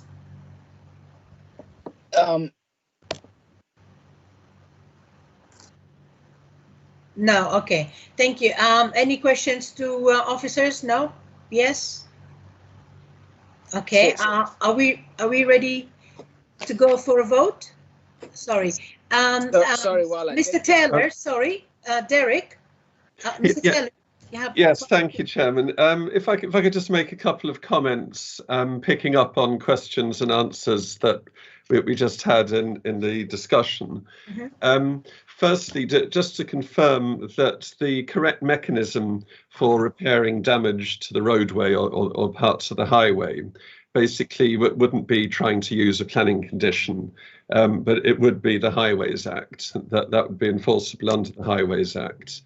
And the way to reclaim monies from somebody who they had evidence had damaged the highway and caused repair works to be undertaken, the mechanism is section 2278 of the Highways Act. Okay. So that would be the way to deal with that. Yeah. Also, staying on planning conditions, you'll be familiar with the national tests for planning conditions. There are 6 of them altogether. But probably the most important one of them is that a condition has to be necessary, and it also has to be reasonable in every respect. And the idea of a condition to actually try to limit the number of companies in the building or the number of people working in the building simply would not satisfy national tests for conditions. Obviously, we're dealing with a lawful Class B1 building here. And if anything, in the forthcoming economic climate, flexibility for any B1 building is clearly very important. And there simply wouldn't be a planning justification to try and tie that down in this instance. Okay. Thank you. Thank you, Mr. Taylor. Thank you. Shall we put it to a vote now? Sorry? Sorry, Chairman. Okay, can I ask a question to the officer? Is it Councillor Aretti? Yes, please. Yes, yeah, go ahead, by all means. Ross, you mentioned the point about the office space. So are you saying whether it's one office or multiple, multiple offices, it's just this, you only restrict to 15 people? Is that what you're saying? No, at the moment the building is currently designed so that it could be multiple occupiers, so typically up to maybe 6 occupiers, and that's the way the building can be split. It could be 1 occupier potentially, but we don't know what the current market is going to be, the prevailing market is going to be like, to be honest. So then within that space, obviously there is only a limited number of people you can get working with desks, chairs, meeting rooms, etc. So we tend to work on a 1-2 basis, 1 to 10, 1 to 15 of what is comfortable. So that's where we get our numbers from. I hope that answers the question. Okay, cool. All right then. Thank you. Thank you. Thank you. Any other questions from councillors? No? To anybody? Okay. Shall we put it to a vote? Shall I ask Councillor Aretti, this application on its current, with all the conditions and current right, currently, do you object or support? Based on the recommendation, I support, Chairman. Okay. Councillor Bakhtiar? I am in favor of supporting this application, but I will be surprised if I see the applicants go ahead and start the building under the current economical crisis. Okay, well, we can't condition for that, can we? We'll hit the borough, hopefully. Councillor Bennett? I support the recommendation, Chair. And Councillor Adorian? Support the recommendation, Chair. And I also support the recommendation. Thank you. So that's 5-5. Okay, we can move to the next case, and it is flat 1A 196 Cromwell Road. Yes, thank you, Chairman. It's Fiona Ray speaking to you again on this one. Just draw members' attention to the addendum report, as we've received further letters from both the objector and the applicant that we've sent to you.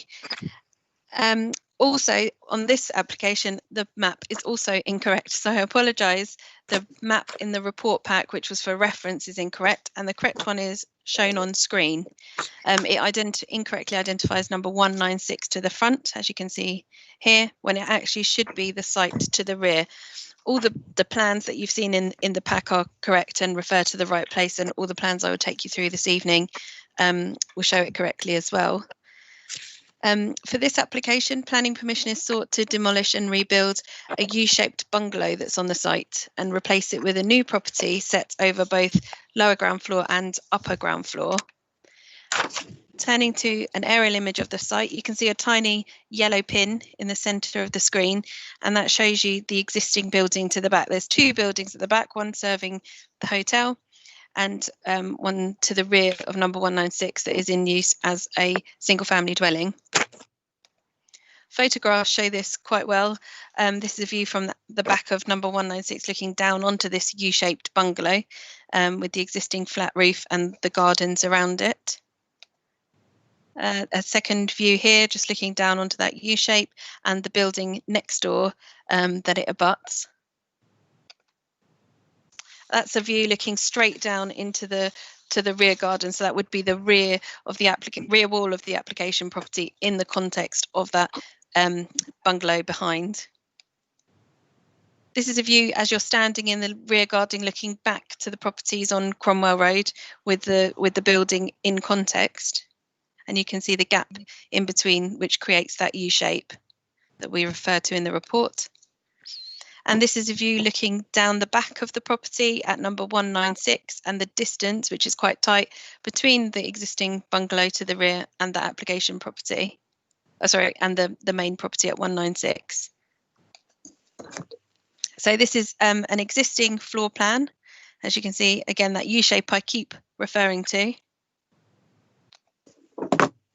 And here you can see the proposed floor plan. So at the moment it's set over one floor, and this application will be set over 2 floors, although the height will remain similar, not the same, but similar. I'll show you on the next slides.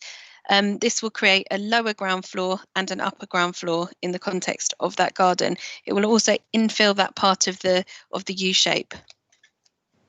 This 3D image of the model is quite helpful in understanding that. So you can see the relationship in terms of the footprint into the when compared to number 196 is actually the same distance, and the height at this junction is comparable. However, the roof of the property would rise higher to create that additional space. And as I go through the drawings, I'll show that relationship. So we can see here the existing relationship is retained, but then there is a slight increase in height and a roof which is pitching away from the rear of number 196. And this will create the 2-storey element. There'll be a degree of excavation at lower ground floor level, not a full basement as we know it, but still a degree of excavation there. And again, this is a section looking through another side of it, again showing that excavation proposed. When I say it's not a full basement, it's not one under the whole of the existing property. It's partly above the ground level and partly below, but still enough to be classed as a basement in terms of what conditions would be required. This is the proposed east elevation, so the design of the property. You can see the roof form as proposed to pitch away from Cromwell Road up to a point and then away again. And that's an image of the north elevation. So as you look back towards Cromwell Road, that's what you would see. Now the existing building is helpfully outlined by the red line. So you can see the point at which the roof would pitch away.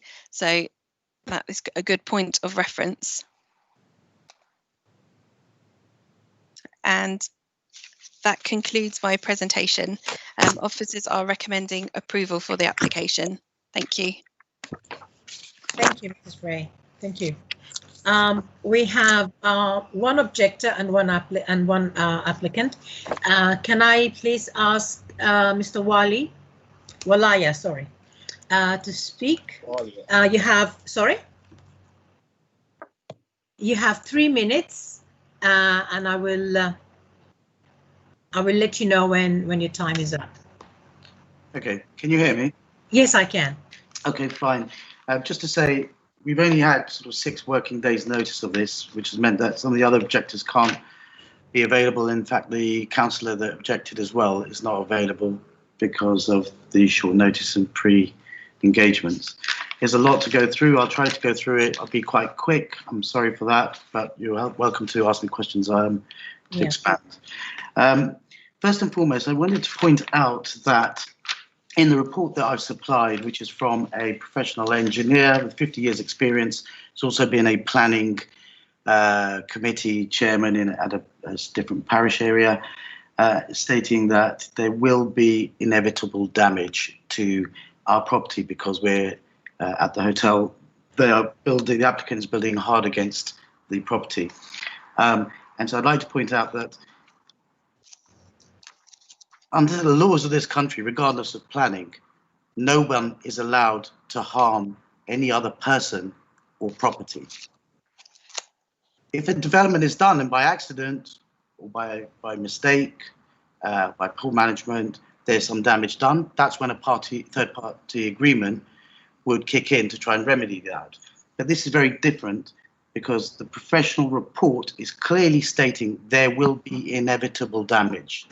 And therefore it is knowingly carrying out works, knowingly going to damage our property, which I would suggest is unlawful. And I note that they do not mention that or guarantee that there will be no damage. And let's not forget, we have built an annex there. And so this engineer that wrote the report was overseeing that development and knows very well first-hand experience, which no one else would have had of the implications. So I would suggest that supporting the application is tantamount to supporting an unlawful act when you're knowingly, and that's the crucial difference, knowingly going to damage my property. Going on then, so with regard to the basement, CL7 policy states that basements shouldn't be more than half a garden. And therefore, I would suggest that this basement is too large. Planning officer refers to 2.5% and 11 square meters. I don't know how she's got that. I can only assume it's a typing mistake.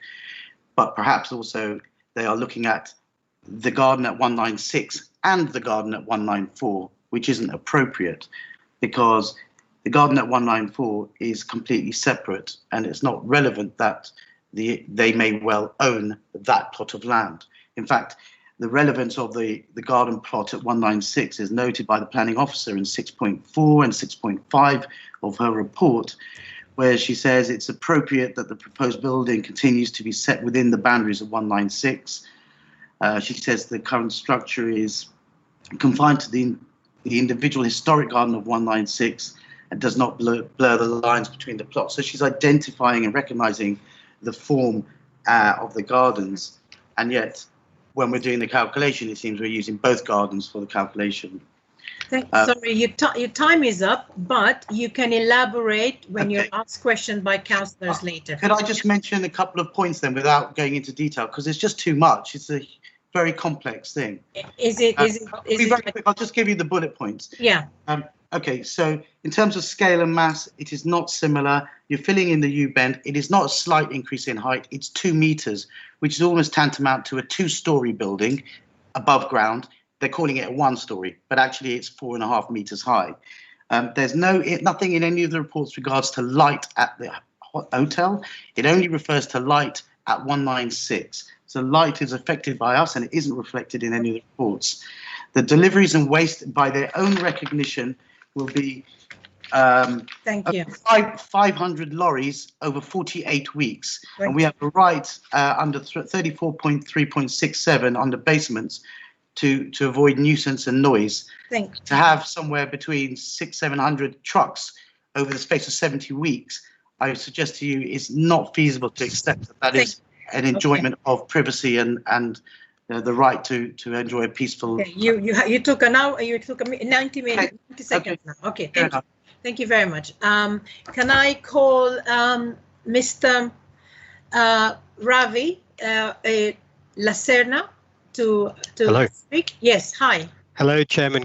Good evening. So my name's Ravi, and by way of background, my family and I have lived at the current property for a few years, and we're very committed to the local area. So my wife, Sangeetha, works as a local NHS GP at Kensington Park Medical Centre nearby, a job that she loves.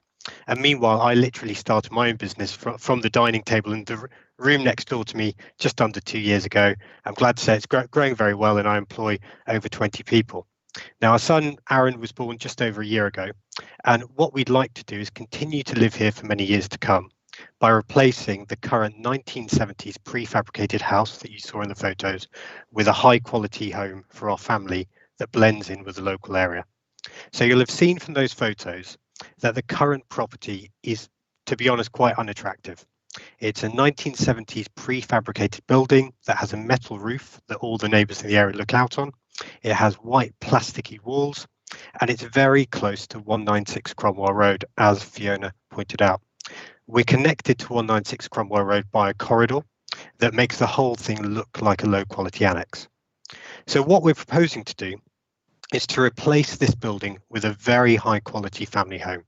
So it's going to have a green roof, and hopefully you saw the artist's impressions of that in the planning documents, which will allow it to blend in with the gardens in the Lexham Garden area, and it'll be clad with natural wood.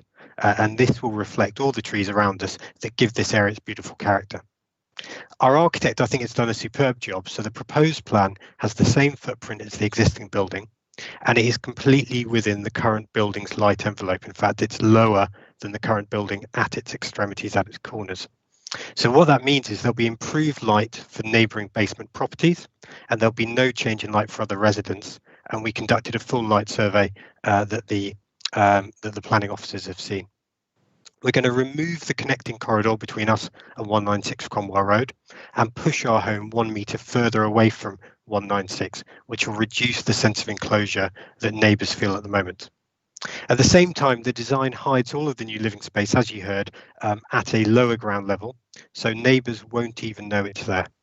The new building, I think, looks fantastic for neighbours. It'll be a really high quality family home for us, so I think overall it's a great design. Now, we've got quite a long-term view. We want to live here for a long time. So I've spent a lot of time engaging with the council and with neighbours to help us refine the design. We've received pre-planning advice from the council twice, in June 2018 and earlier this year. And over the last 18 months, I've met with over a dozen of the most affected neighbours.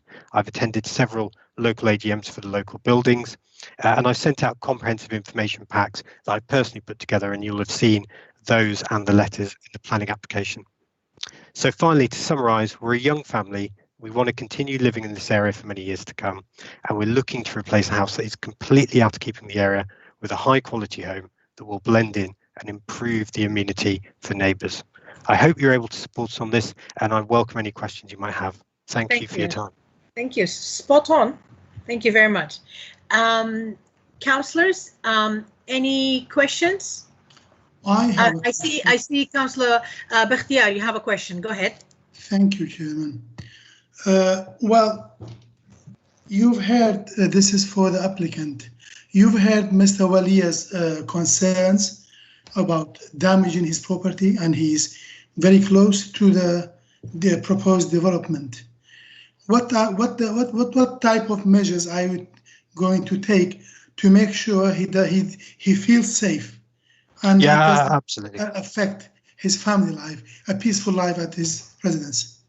Yes, so thank you, Councillor. So first of all, Mr. Wallier's property is not a residential property; it's a hotel annex. It's his business, and myself and Mr. Wallier have a good relationship. We spoke on the phone for an hour yesterday. We spoke on the phone for 20 minutes today, and we've met twice over the last couple of months. So how will we protect his property and his wall? 3 ways. So first of all, I note in our planning application, this is all part of the party wall legislation. And there are very clear rules that we will follow to the letter. We have a really good structural engineer on board. The second thing I would say is back in November, I shared with Mr. Wallier a report by that structural surveyor. It's over 100 pages long. They are one of the best structural surveying firms around. They're very, very experienced in this kind of property. And that goes through exactly what we would need to do.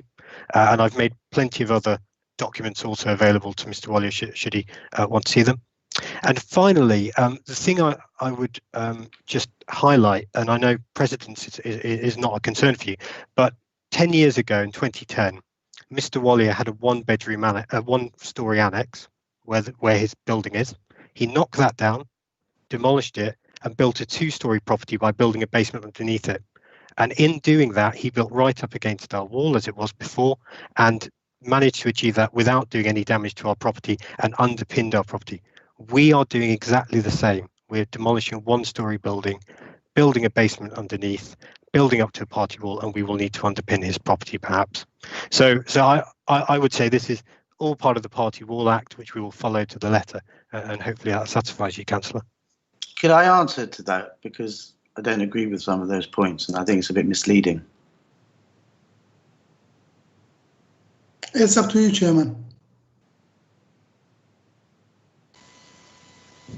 Yes?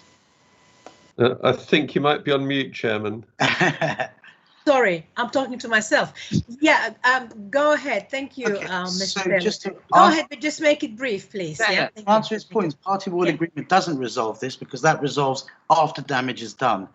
And it is supposed to be in place where damage is not expected. And what we have is a professional report saying that the damage will, to some extent, we don't know how, that is subjective, but what is not subjective is that there will be inevitable damage. His very, very top-end surveyor says lots of things in his 100-page report, but he won't guarantee that there's no damage. And my surveyor has been on site and done it. Second of all, when he refers to how come we built it and we're doing the same thing, they're doing the same thing, that's not correct. Because our ground level was much lower than theirs. So we only had to dig down 1 meter. They're digging down 3.5 meters. Second of all, ours is a brick constructed building. Theirs is a wooden hut on basically small stilts. And that is why when we dug down, it didn't affect theirs because they don't have concrete foundations going down. You see, so it's completely different. We dug down 1 meter and they have a different construction, and Party Wall Agreement doesn't come into effect here. The main point is you know you're going to cause damage, and therefore it's unlawful in the first instance. Thank you. May I ask a supplementary question, Chairman? Yes, go ahead. Thank you. This is for Mr. Wallier. Do you think if they use a different method of digging, this might minimize the damage? If instead of using machinery, they dig by hand or simple tools? I see where you're going. I think that they've already said that they'll be digging by hand. And I suppose the easiest way is to put this into context is to understand that our wall is hard against the boundary wall, which will be hard against where they're building. So a person sleeping in those bedrooms in our hotel, his head, when he's lying in bed, will be 12 to 18 inches away from where they're building. And I think it's inconceivable, no matter how you delicately build it, to not disturb, vibrate, and noise to damage someone who's sleeping when you're 12 to 18 inches away. It's just not possible. And it's not fair for the planning officer to just fob it off to condition 5 and 6 in the construction method, because there is no way of doing it. There is no way. The only way to do it would be to shift the building across and away from our hard border, which is something that one could look at. I'm happy for them to have a happy life and build a nice home. It is a wooden hut, to be honest, at the moment, and I can understand why they'd want to improve it, but not hard against our building where you will cause damage. We're almost going bankrupt as it is with this COVID-19, and those are the best rooms in the hotel because they were the recent ones that were built. You're going to be 12 inches away. There's no way you can construct without me not being able to use those rooms. You're 12 inches away from a sleeping man's head. Thank you. Chairman, may I briefly react? I'll be quick. Yeah, go. Make it very brief. Yeah, please, very quickly. Yeah. So I would highlight the hours of work we've stipulated in our application are the strictest hours as restricted by the council. As you would expect, we've categorised this as a category 1, which means we have the most stringent working hours allowed by the council. And second of all, I would just emphasise this is a party war matter. I don't think it is a planning matter, but I'll let the planning officer comment on that. Thank you very much. Councillor Areti, do you have a question? Well, I had, but it was answered. Councillor Bakhtis to all my questions. I'll deal with. Well, yeah, he has this habit. I'm really sorry.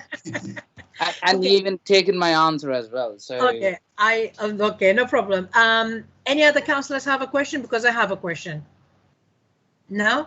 Okay, I have a two-part question to the applicant.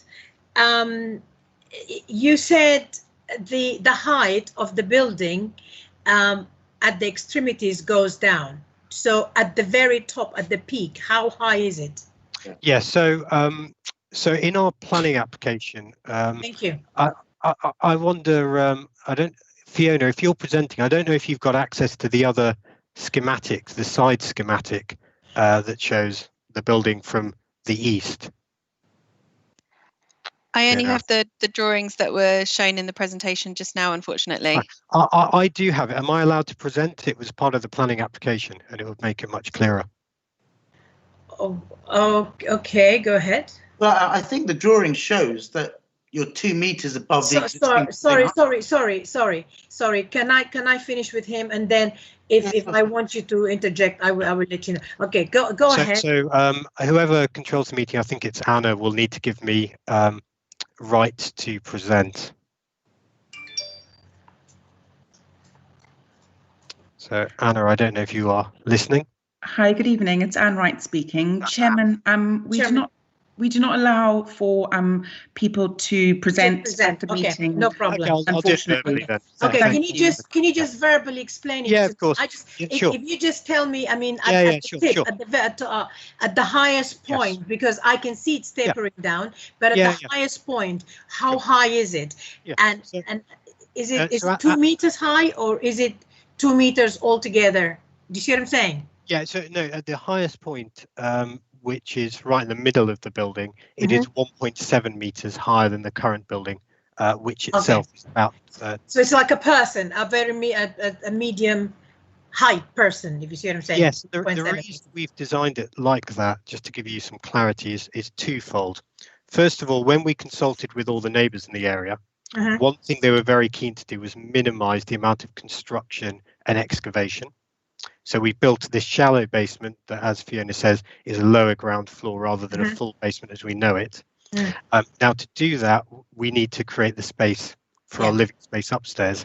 But what Fiona will be able to verify is we are well within the current light envelope. So we've designed a building that's lower at the edges, tapers up very, very gently. So it actually improves the light for the basement flats around us. Yeah. So I think it's a clever design. Okay, thank you.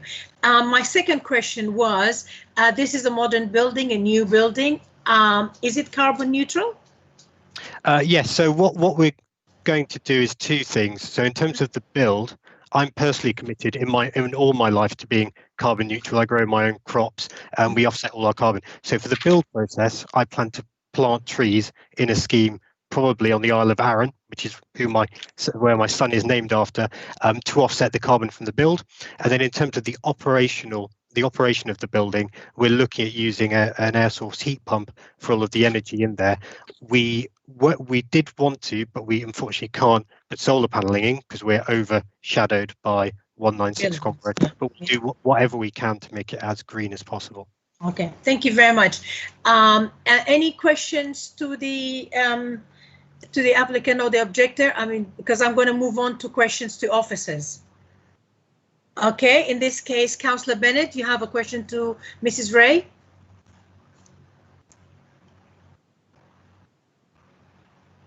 Yes. Yeah. Thank you, Chair. Sorry, I'm just trying to remember. Oh yes. Okay.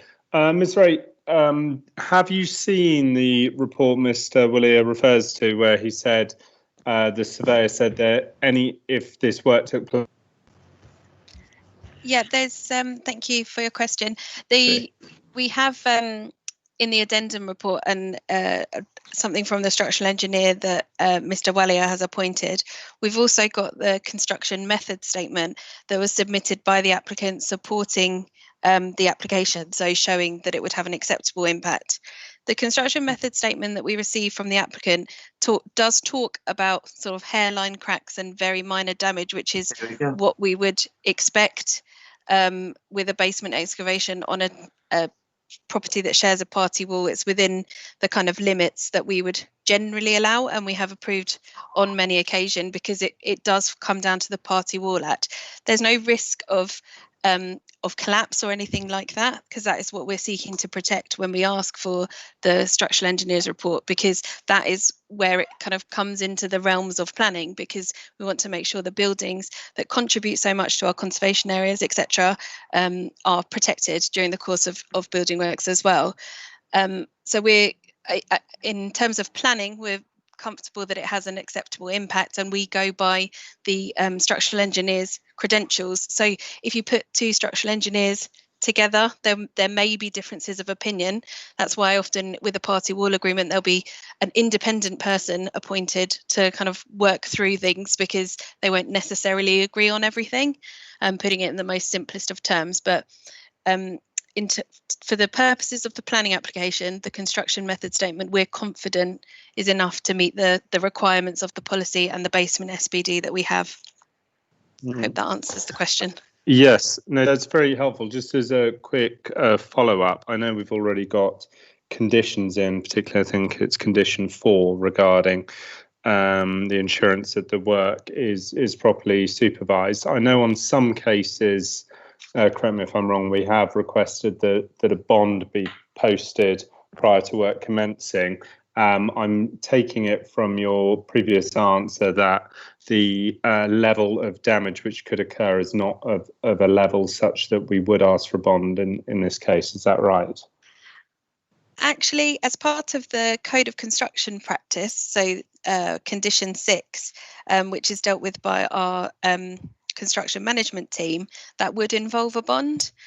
So you do have that extra degree of protection, but it's not necessarily, that doesn't necessarily capture the kind of potential for harm to the neighbouring property. It would just ensure that they are keeping the fantastic standards in terms of the impact on neighbours during the course of the build. So there would be a bond involved in that condition, but it wouldn't be set aside for any damage to Mr.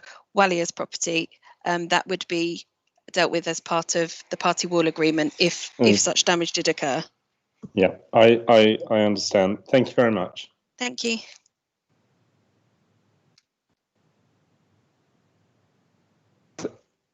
Nothing more from me, Chair. Thank you, Tom. Any other questions? Shall we put it to a vote? Okay. I'm sorry to interject, Chairman, but I would just like to point out. Sorry, yeah. Objector, that a lot of this is being discussed from a point of view as affected residentials, and that's how a lot of planning is put together.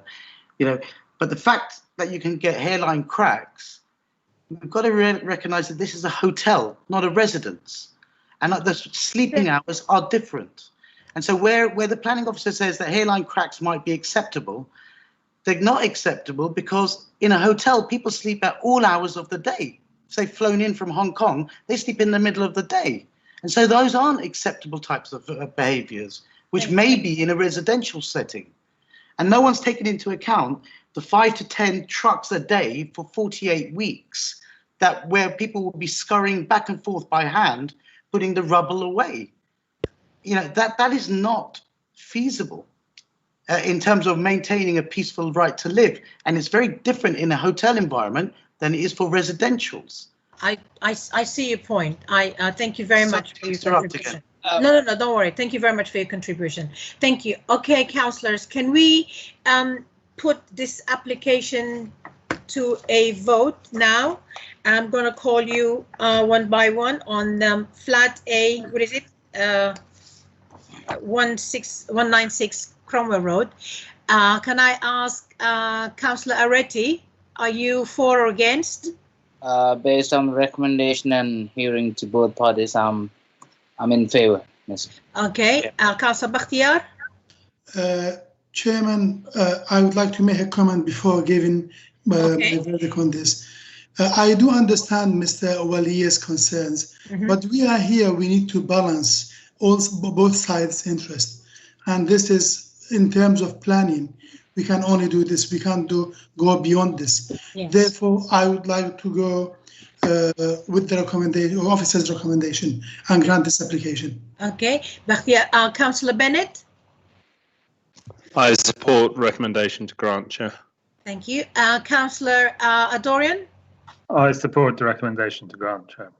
Thank you. And I also support the recommendation. So that's 5 support. Thank you very much, everyone. And now we move to, oh, thank you. That's in front of me. It's easier. Flat A, 66 Elm Park Road. And I think that's also Fiona again, yeah? It is. Thank you, Chairman. Me again. So the application at flat number 6 is for a new upper ground floor conservatory extension over an existing terrace. So the rear elevation in front of you shows existing on the left, proposed on the right, and you can see the conservatory extension that's proposed to extend across the full width of the site and then extend back down into the recess next to the neighbouring property. So as a proposed section drawing, this is a section looking towards number 68. You can see the extension coming out to almost the extent of the existing terrace, which I'll show you a photograph in a moment, and a section from the other side which has a measurement on it that shows the conservatory will have a depth of 2.9 metres. This is the upper ground floor plan, which shows the full footprint of the conservatory, extending 2.9 metres along one boundary and 2.4 metres along the other boundary, and that accommodates for the closet wing. This is a photo looking back at the property and the terrace to which the extension will go on if approved. So it will be extending the full width of the property and into the recessed part of the site. And finally, one more image looking back across that existing terrace, the view to the rear. Officers are recommending approval for the application, and that concludes my presentation. Thank you. Thank you, Fiona. Now I call, we have one objector, and that is, oh, sorry, it's in front of me. Sarah Gilzon. Sarah, hello, I don't know if you can hear me. Yeah, I can. Absolutely. Go ahead. You have 3 minutes to speak when you're ready. Okay, yeah. Hello. I'm speaking on behalf of my father, Francois Gilliot, of Flat 2. One of the 2 garden flats at 68 Elm Park Road, immediately neighbouring 66A, the other side of the photos that you were just showing. The conservatory being referred to in this application is a disingenuous term, in my opinion. Due to the new layout built and being sold as a development by the current owner, under a variation of the previous 2018 planning application, this room would clearly be used as the primary living room and not an ancillary room. The newly built terrace extension, which we also objected to, looks directly into the master bedrooms of flats 1 and 2, which are the 2 garden flats at 68. Both as you walk up the steps, which you could see in the drawing, and as you stand between the door, which opens from the kitchen, to those steps. The space has not yet been lived in, as it's on the market, but from observing viewings, this has been the part of the terrace that's been most heavily used. The impact isn't so severe, perhaps, to number 66 because they haven't got the steps, and equally they haven't got the master bedrooms so closely located. Prior to the terrace extension, the master bedrooms of both flats 1 and 2 enjoyed a sense of privacy overlooking the highly valued amenity space that is the gardens of Elm Park Road. I strongly disagree with point 6.5 of the report that the conservatory does not increase the already negative impact of the terrace. A glass wall looking straight into the master bedroom at any time of the day or night and in any weather all year round would be significantly more detrimental. The matter of glare, which I mentioned, also hasn't been fully dealt with as it's an east-facing bit of glazing which would be bouncing into the bedroom. I also strongly dispute point 6.8 that the proposal would ensue a good living condition for neighbouring occupants. A solid wall, as shown in the precedent, which is drawing 26003, used in the application, built along the same line as the proposed glass wall on the side facing 68 Elm Park Road, would help mitigate the situation, with a loss of privacy to a master bedroom being felt far more severely than any resulting loss of light to the garden, and is something we would support under the circumstances if the proposal were to pass. I echo the planner's comments that there is a distinct lack of detail in the proposal and would hope that any materials used would be more sympathetic and of higher quality than those used in the recently completed extension. Thank you. We don't have any other speakers. So, councillors, any questions? Councillor Aretti? Sorry, I didn't raise my hand. Sorry. Okay, sorry, I saw you flash up. Okay, I have a question. If no one has a question, I wanted to know if we go back to one of the photos, Mrs. Ray, if possible. Yes, that's the one. That one. I am curious. How are there any other conservatories on either side of the building, or no? Nothing. This is a first along this particular stretch of gardens. We, just for interest, in dark you can just see there's a window to the right of the steps going up. That is the master bedroom of the flat. It's basically the only bedroom. The second bedroom is a box room, so it really does have a huge impact on the living enjoyment of our property. Okay, thank you. And I see there is a question from Councillor Bennett. Councillor Bennett, do you have a question? Yes. Yeah. Go ahead. Thank you, Chair. To Ms. Gillios. So my first question you just answered, which was where does your property, or particularly the master bedroom, sit on that image on slide 57? And you talked suddenly about the overlooking and glare. Do you think sunlight's an issue in terms of there being sort of too much reflecting off the off the glass, or not enough if the conservatory is blocking it out? Well, it'd be too much. So I'm trying to explain it. So it'd be east facing. The sun would rise directly against that bit of glazing and sort of bounce back into our space, which is why, if this proposal is going to be passed at all, a solid wall would be the only option to both maintain privacy and to prevent that bit of glare from any glazing at that point. my preference is nothing, but if there has to be something, then a solid wall at least maintains some degree of a livable experience in the property. Or what about frosted glass? Well, that would have the same light impact, and you'd still see it lit up at night, and you'd still get the sun bouncing off it in the morning. So a solid wall really is the only way I can see this having any long-term or lack of long-term impact on us if it has to go ahead at all. Okay, thank you very much. Chairman, may I ask a question? You are muted. Yeah. You can read my lips, right? Yes, thank you. Yes, go ahead. Go ahead. Well, this is to the objector. Does that mean you are happy if we put a condition that the applicant built a wall on that side? Yeah, as long as it follows the same line as the glazing. So it's proposed that the glass sits within the railings that currently exist. And as long as it stays far enough away, then it shouldn't have, there should still be enough light that would come down, because there's the raised ground floor flat that you can see the door of, but there's also a basement flat that has a master bedroom below that. So if the brick wall doesn't extend beyond the line that they proposed for the glazed wall, there should be enough room for that to be built.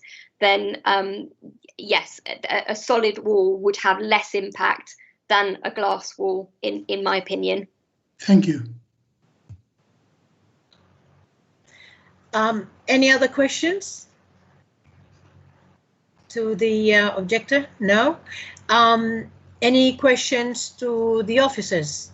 Because yes, yeah, go ahead, Councillor Bakhtiar. Thank you. Officers, you've heard the objector. She is happy. She is looking for a compromise. Could we put a condition in and make the applicant build a wall on the side to make sure the neighbors are happy as well? I may defer to Mr. Taylor for that, to answer that question. Okay. Just to double check, if that's okay, Derek. Yes, certainly. So through you, Chairman, I'm not sure about that. I mean, I'm thinking about it as I speak. In one sense, I can certainly see the reasoning for it. So, I mean, I understand the rationale. What worries me in terms of a condition is just how much of a departure building a wall on the side would be from the drawings that are before the planning authority. And then secondly, whether putting a wall at the side would have any implications for anybody else's property. And thirdly, what impact the wall would have in terms of views of the property and character and appearance of a conservation area. Yeah. So I totally understand the reasoning behind the suggestion. I'm rather concerned, though, that might, when you put those three aspects together, really that's taking it outside the legitimate realms of a planning condition. Yeah. I mean, that's really an amended scheme, which ought to be a new application, really. So do you think deferring the application and asking the applicant to consider this and looking at all angles and aspects of it is an option? I'd go further than that. I think if the committee found such a condition necessary, then by definition, that the word necessary means necessary to make a proposal acceptable. Yeah. So if the condition was necessary, then I think by direct implication, that would mean the existing proposal would be unacceptable. Yeah. So rather than deferring it, I'd suggest that this should actually be decided as it is. Yeah. Any message you'd wish to give then obviously would be relayed to the applicants, and then they would consider what they wanted to do. That would be my suggestion, actually. Thank you. Well, the message is clear from the officers. Yeah, I have a question also to Mr. Taylor or Ms. Ray. I can't see the stairs, how you have a conservatory and you come straight out into the stairs. I don't know if that's just me not being imaginative enough. It's just I feel it as if you just will be tripping over and just tripping out. I don't know. Maybe have a space between the stair, between the railing and the. But I'm just not. I just can't see it. Am I making sense? Yes, absolutely. I think it's Mrs. Ray speaking, or Fiona Ray speaking. I did check this with building control, and my understanding is there has to be a platform before a step, and as long as the doors are inward opening in terms of safety, that could be acceptable. So I don't think that would be a reason for refusing planning permission in its own right, because there could be a solution there with regard to the platform. So I think if members were concerned, it would be character and appearance and or impact on living conditions. Yeah. Okay, thank you. Councillors, any other questions? Yeah, question to Ms. Ray, Chairman. If okay, Councillor Retty. Yeah, just checking. I know the conservatory would be built by glass, but it is the planning condition would allow someone to build with a brick wall? Yeah, we would have to. We couldn't change the scope of the proposal to that degree through the use of conditions. However, you could refuse the application on the design and appearance partly because you think the materiality is unacceptable. So that would be within your gift to refuse it. Also, adding on to the point, are you allowed to sleep overnight? Yeah, there's. Yes, technically you can. That we wouldn't be able to limit the use for any particular. There's no way we could control how they use the property internally in terms of layout. It could be bedroom, sitting area, kitchen. Okay. I think that's the major concern. All right, cool, no problem. Thank you so much. Thank you. Any other questions? I don't see any hands. Yes.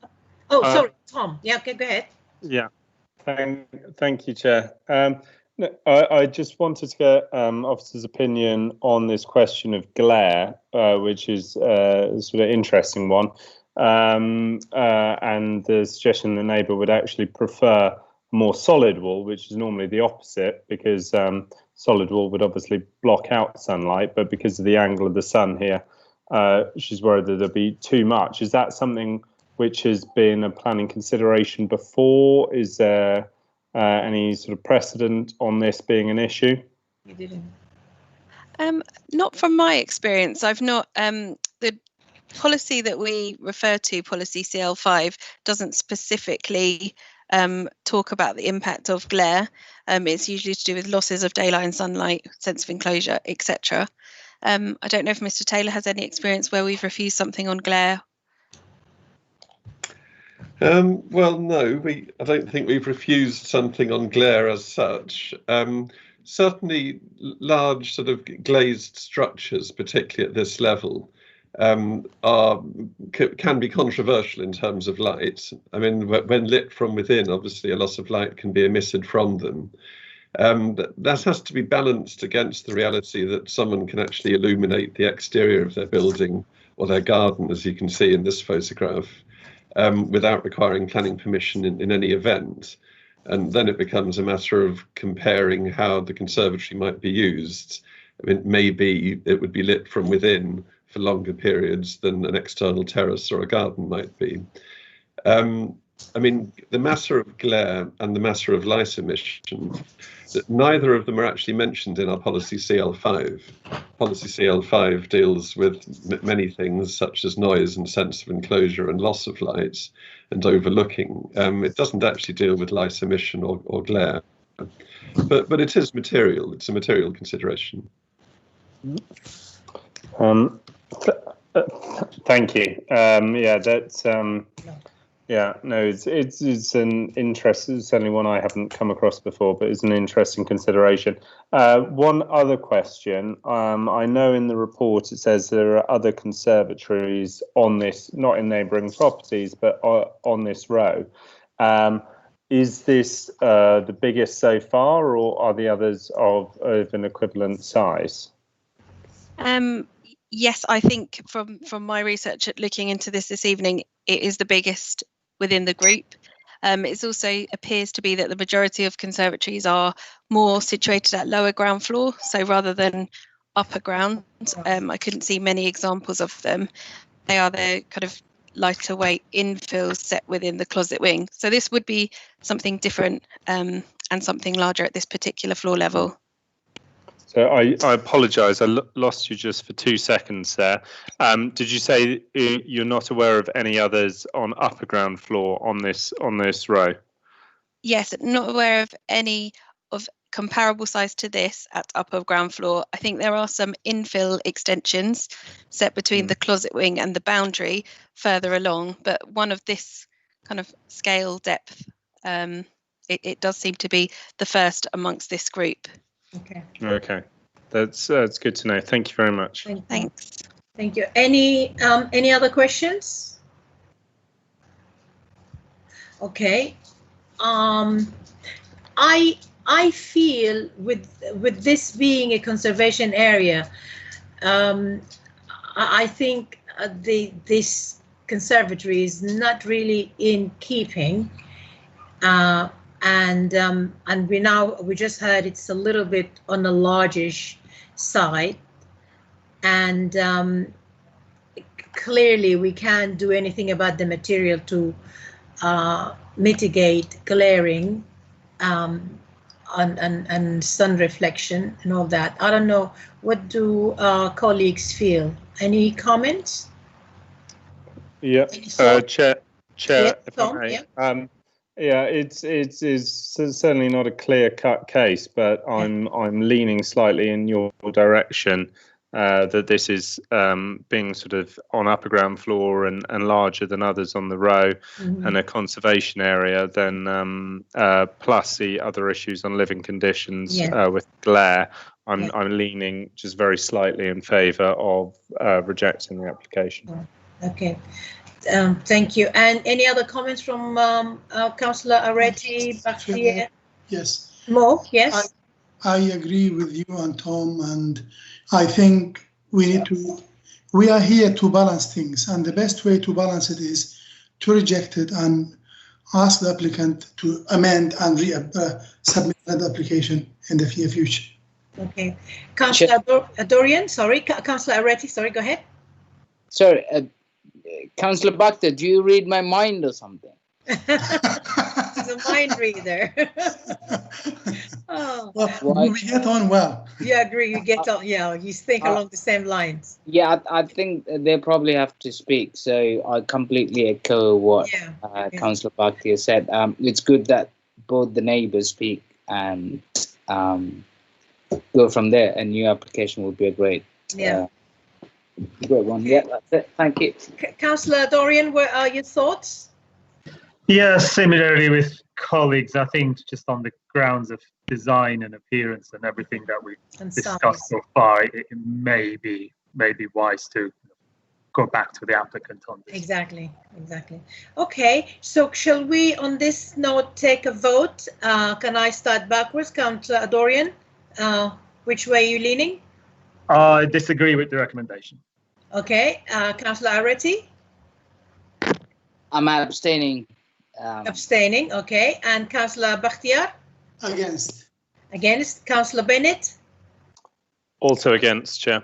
And I'm also against. Thank you. So that's 4 against. Sorry?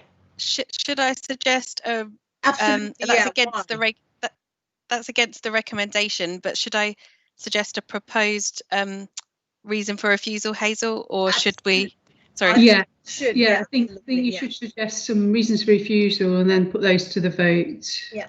So I was just scribbling furiously as you were discussing, Chairman, and trying to kind of, especially, it was really helpful to hear that discussion. That's why I started a discussion, hoping that what I can express verbally, others might do a better job. And I think it is about the conservation area, about the fact that it is larger than anything else, Also, we kind of the living condition of neighbors. Yeah. Should I suggest the wording that I've just quickly drafted as you were speaking? So I've suggested the proposed conservatory, by reason of its siting at upper ground floor level, depth, footprint and materiality, would fail to preserve or enhance the character and appearance of the conservation area, and due to the orientation would give rise to potential glare and associated harm to neighbouring properties, and then refer to relevant policies. Yeah, beautifully. So that's what you could propose, I assume, Hazel. Yeah. Yes. Hey. Yeah. Yes, that's correct. You need to propose a motion on. Okay. On the grounds and then get someone to second it, and then go through them and take a vote. Okay. Yes. Okay. So I proposed the motion. Mo, did you second? Yes. Thank you. And shall we take a motion? Take a vote on the motion? Now I am for the motion. Madam Chairman, if I can just quickly jump in with a suggestion that we actually use the words extent of glazing in the reason, extent of glazing in the reason for refusal as well. Okay. Because that was obviously a key part of the discussion. Okay, Mrs. Ray, you heard that, yeah? Noted, yep. Okay. So I'm for the motion. Councillor Areti? Yeah, I'll have to abstain. I'm sorry. You'll abstain, okay? Yeah, although I agree, but okay. Councillor Adorian? In favour of the motion. And Councillor Bakhtiar? In favour. And Councillor Bennett? In favour, Chair. Okay, thank you. So we have 4 in favour, 1 abstention. Thank you very much. Okay, thank you. And that concludes this. I'm going to run out of juice pretty soon. And now the next, it's 66 Lexham Gardens. Good evening again. It's Stephanie Malik. I'll be presenting this one. This application is for it's putting together a number of extant permissions, none of which could be implemented together. So it's trying to get something that could actually be built out, which isn't harmful and which is coherent. This is the front of the building on Lexham Gardens. And let me see if I can find you a photograph of the rear. There's the rear of the building. As you can see, it's very different to the other properties in the terrace. It was rebuilt after a fire, and it used to house the Metropolitan Police. And the current proposal is putting together a number, like I say, of existing permissions, which could be built out individually, but not together, for using the using the basement storage area as a dwelling. That's currently being implemented. That was approved in 2017. Sorry, Stephanie, it's Derek Taylor here for everyone's benefit. Yep. Sorry for cutting in your presentation, but I can't see your slides at the moment. Same here, yeah. And I'm just wondering if other people can't see your slides either. I can't see the slide either, yeah. Anne, can you see? You just need to... Oh, there you go. Taking control. Maybe that was... Sorry, I needed to take control. I am so sorry. Let me start. Can you go back to the beginning, Stephanie? Very beginning, yeah. Here's the front of our property on Lexham Gardens. And it's a 5-storey property with a lower ground floor storage area. And here's the rear of the property. As I said, when you couldn't see it, it's very different to the others. Now you can actually see that because it's from the 1960s. It was rebuilt after a fire. It now houses a number of flats, and we have a number of extant permissions to extend it, mainly to the rear, involving closet wings. The last permission we had was a closet wing right up to the top, 2 windows in width. But there is also a permission currently being implemented for a basement flat in the former storage area, but that only has a single windows width closet wing up to 3rd floor level. So you can see one conflict there.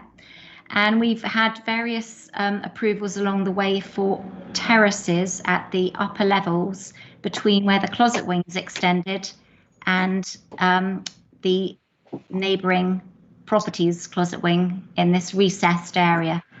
The current proposal, let me show you the proposed rear extension, there's the front, and let me show you the proposed rear. Here we go, is for a 2-storey wide closet wing up to the 3rd floor level. Then it slims down to 2 window wide closet wing up to here. Then it slims down to 1 window width. There's also a minor extension here. These have all been approved before. And there's also a new flat, which is currently being built out on site in the basement. There's also a terrace above the top of this small extension here, and a meter's depth projecting balcony here, and a meter's depth projecting balcony here, with new doors to access. The scheme involves the demolition of most of the rear elevation. We've got a rather sketchy demolition drawing here. You can see just very few areas would be retained in the very bright yellow 60s brick. And what we have put in the addendum report is a new version of the condition which was attached to the previous permissions, which could be built out, which will secure improved design details. We will ask for very precise details of the new London stock brick, including the bond and the pointing. And we've also asked for details of all the windows. That wasn't present before, because the proposal is to replace all of the existing metal framed windows with wood framed windows, which is an enhancement, but that's been secured in the previous permissions. But this bit up here, this rather large plant room would remain, and the areas around these levels where the windows, where the elevation remains behind the windows where they're being turned into doors would be remaining as well. And we've asked for the details of how they're going to treat that remaining brick to make it match the rest of the new brick. If you look through the planning history for this site, it's rather long, and you'll probably notice from the neighbour objections, they've really had enough of the constant overlapping permissions. It's very confusing. What we're hoping for here is to resolve matters on site, to have one comprehensive permission, to secure adherence to the Code of Construction Practice, because that was brought in after some of the permissions currently being built out on site were approved, and they would have to adhere to that. There have been some complaints about the conduct on site. That would ensure that is no longer a problem. And also the design enhancements mentioned. And having one comprehensive permission would also secure matters such as party wall. The party wall surveyors would know exactly what they were dealing with, rather than these overlapping permissions with different widths at different levels. You may notice from the planning history that earlier this year, an application for very similar to the current one was refused on the grounds of overlooking from upper level terraces. That proposal was for a 3-metre deep terrace at this level, because the floor below is being built out, and that's gives an extra 3 metres depth. That's not the case here. The terrace would only be 1 metre deep, and looking at the committee minutes from that previous discussion, one thing that wasn't really raised was the extent of existing terraces in the group, which you can see are very, very prevalent, quite large terraces here, and at main roof level there are lots of terraces here. So the ones being proposed here at different levels to elsewhere, but they're not at main roof level, and they're not as large as those existing elsewhere in the group. And that's why we feel confident that we can recommend these much smaller terraces that are currently being proposed at 3rd, 4th and 5th floor levels. That concludes the presentation.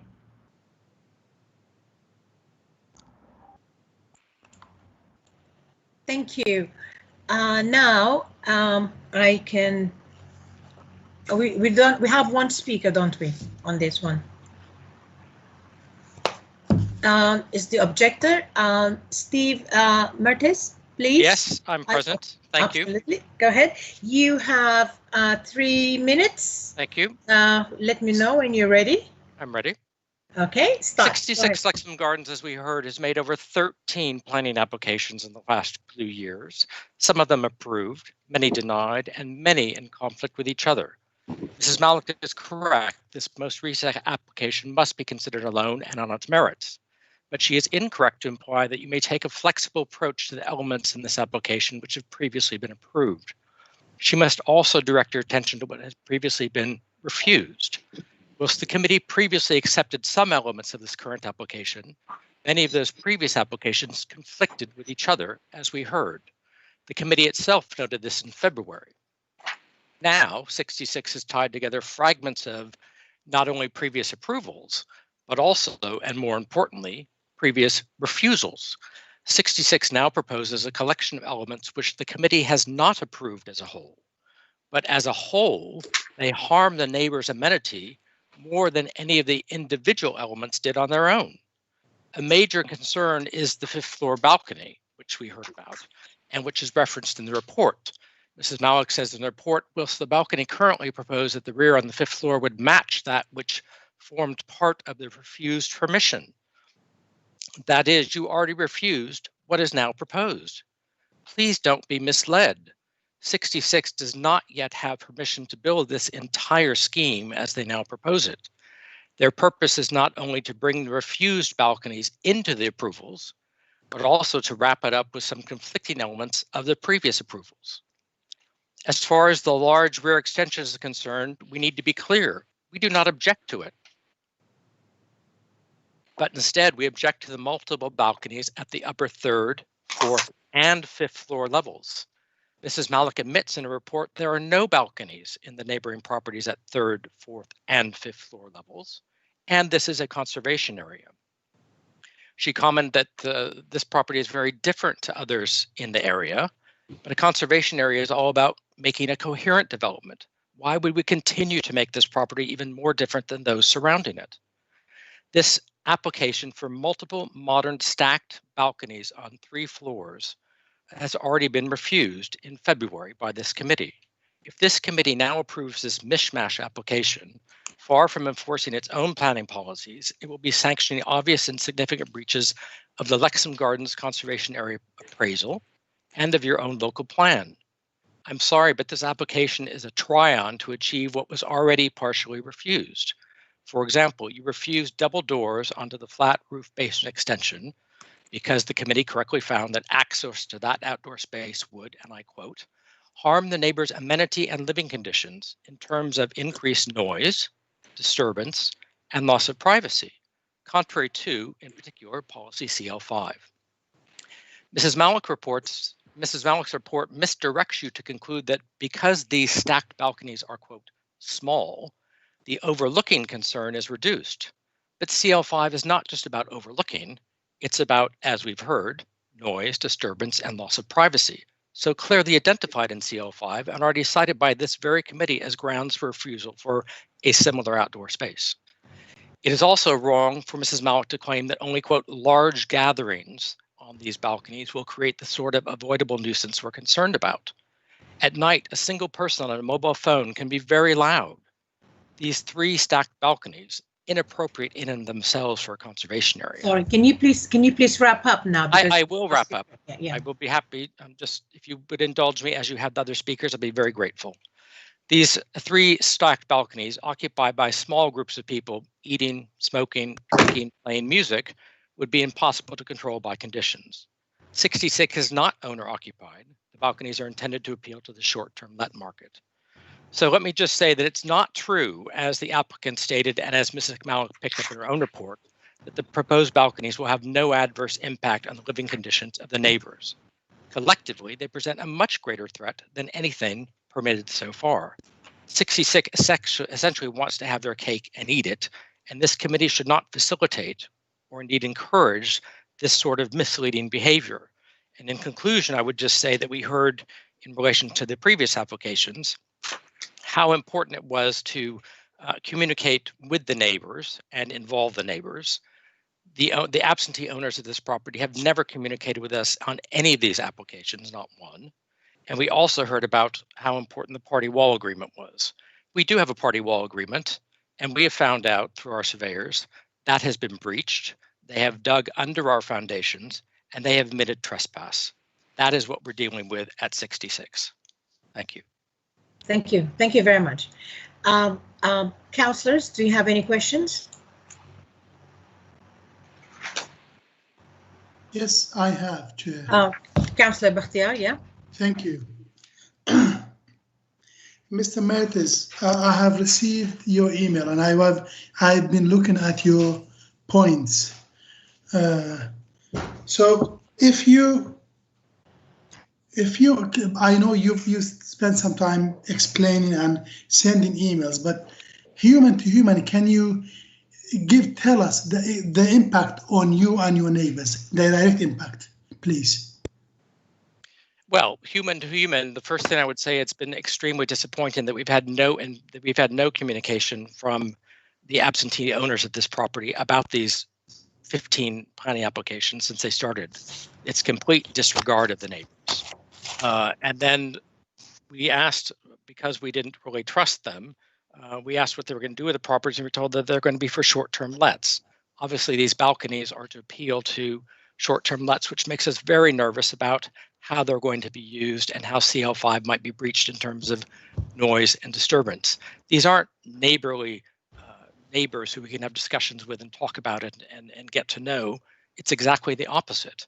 And I guess the last thing I'd say is that this great concern we have has just been again evidenced by the fact that they have breached their party wall applications, their party wall agreement with us. The only way we found out was by asking the council to go in and check. The council said during the COVID emergency that they obviously couldn't go in, but they would check with the applicants to make sure they were building in accordance with the party wall agreement and in accordance with the plans. And they received assurances that they were. We didn't trust them, and under the party wall agreement, we have the right to have the surveyor go in the presence of their surveyor. He did, and he was shocked to see that they had actually breached the party wall agreement. They had dug under our foundations, and they had committed a trespass. Their surveyor admitted that, and we are now in discussions about damages and remedies about that. And these balconies that are proposed, these stacked balconies, as we heard from the previous applicants, are outside bedroom windows where it's very quiet on the back of this building. So not only are they out of character with this conservation area, as you can see, there are no stacked balconies at these levels on neighboring properties, but they are all next to bedroom windows, and this causes us great concern. So are you wanting us to reject the application, or would you like to see any conditions put into this application on the? It's a very good question, and I'm afraid this is such a confusing mess. These 14 or 15 applications they put in, and I can only imagine based on their behavior that it has been purposeful to confuse the committee, to confuse us, all of the conflicting elements. So I'm afraid that if you were to put conditions on, they may not be sufficient, and they would probably be difficult to enforce for CL5. So I'm afraid the only thing that I can see is rejecting this application, where they really try to achieve the several previous applications they've submitted, which are conflicting, and some of the elements refused, and now trying to have their cake and eat it and put it all together and present it as, oh, it's to your benefit, we're just wrapping everything up. I'm afraid that's not the case. Okay, thank you. You're welcome. Thank you. Any other questions? Councillors? Okay, any questions to officers? Yes, please, Chair. Sorry, Councillor Bennett, is that, yeah? Yes. Yeah, okay. Councillor Bennett, go ahead. Yeah, just a question for Ms. Malik. I just want to go to the bottom of this question around the 4th and 5th floor balconies and understand whether they already have planning permission or not. Yes, Councillor, thank you. I didn't get to one of my last slides, this one here. This is the approved section for permission 194838. And this is the current proposal section. You can see exactly the same depth and location of balcony. So these balconies. Stephanie, sorry to interrupt, but I can't see any slide there. Again, okay. Hang on, let me. I can this time. Oh. I can see it. I can see the slide. Oh dear. There's nothing. What can I do? And any? I can now. Oh, you can now. Okay. Yeah, So and I lost you for a moment. So if you could repeat, I do apologise. Sorry. This is the approved scheme 194838, which has balconies in the same situation of the same depth as those currently proposed. And what we had in the refused scheme in February of this year was this area here being built up solid, and the balcony, well, the terrace, as we call it, over the roof, coming right out to here. So you've got a different kind of balcony here. It's much smaller. I need to respond to some of the objectors' comments because the mention of short-term lets is not something before us. That would require a separate grant of planning permission. If over time it transpires as evidence of short-term letting at this site, neighbours would have the chance to contact our enforcement team and they would enforce against it, and the applicants would be required to make a separate grant of application for a grant of planning permission specifically for that use, which may well not be granted. So that's outside of the question here. What we're actually looking at, which are the most contentious things, are these balconies, which I say have been approved before. I would also like to emphasise that this scheme will bring the whole site under much more planning control. There'll be no overlapping permissions. They will have to stick to this one, and that will help with party wall. They will have to comply with the code of construction practice, and we'll end up with a better scheme for the conservation area because we have these more detailed conditions about the materials and design of the rear elevation. Could I please reply to those points? Sorry. Could I please reply to those points? No. Sorry. No, we can't do that now. I'm sorry. No, sorry. Apologies. You've had your turn. Now I need the councillor. Councillors need to ask their questions, and then we'll see if there is time, and we can do that later on maybe, but not now. Sorry. Go ahead, Councillor Bennett. I'm sorry to interrupt, Chair, but I feel that my right of due process has not been followed. You have allowed other interveners to reply. Why am I not allowed to reply? I'm sorry. I allowed you over the allotted time, as you did others. Yes. Well, I'm sorry. I made a mistake then, and I'm not making it again. Okay, go ahead, Councillor Bennett. I want the record to show that is wholly unfair. Okay, thank you. Councillor Bennett? Yeah, sorry, Ms. Malik, so could apologies, but if you could just summarise again very quickly what is being proposed in this application, which they don't already have planning for. Oh, they don't have planning. They don't have planning for a closet wing of this width in conjunction with the basement development of the new flat. They don't have planning permission for these terraces with a closet wing of this width. They have, sorry, let me get the approved one. Yeah, the one with the terraces on had the closet wing was only 1 story wide all the way up. Sorry, 1 window wide all the way up. They're all just variations on a theme. Unbelievable number of permutations, but they were approved in various guises. This current proposal has all of its elements have been approved before. None of those elements have been the subject of specific refusals by the committee or by officers. Approved in different applications under different schemes. That is why we are asking for a comprehensive scheme which brings together all of the approved elements and resolves any unclear elements at the site, any confusion at the site. That will be to the benefit of neighbours, ultimately to the benefit of the conservation area. There will be no overlooking, adverse overlooking from these terraces when you compare them to much larger terraces at main roof level and at second floor level on neighbouring properties. They are small, they are set behind the brick closet wing of the neighbour rather than in front of the neighbour's bedrooms. And they are only 1 metre in depth, which really will not allow for a lot of activity on them. There may be smoking, that is correct, but there are, as I say, there are terraces at neighbouring properties at very similar levels and higher. And am I to believe the council is coordinating with the applicant? Ms. Malik said we are tying this together so that we can do this. I thought the council and the committee was supposed to adjudicate. Sorry, so no, we as a local planning authority for the ease of the planning system, because this has been creating a lot of headaches for neighbours. I'm certainly, no one is in cohorts with anyone. It is unfortunate that there are multiple applicants at this site and that they haven't consulted fully with neighbours.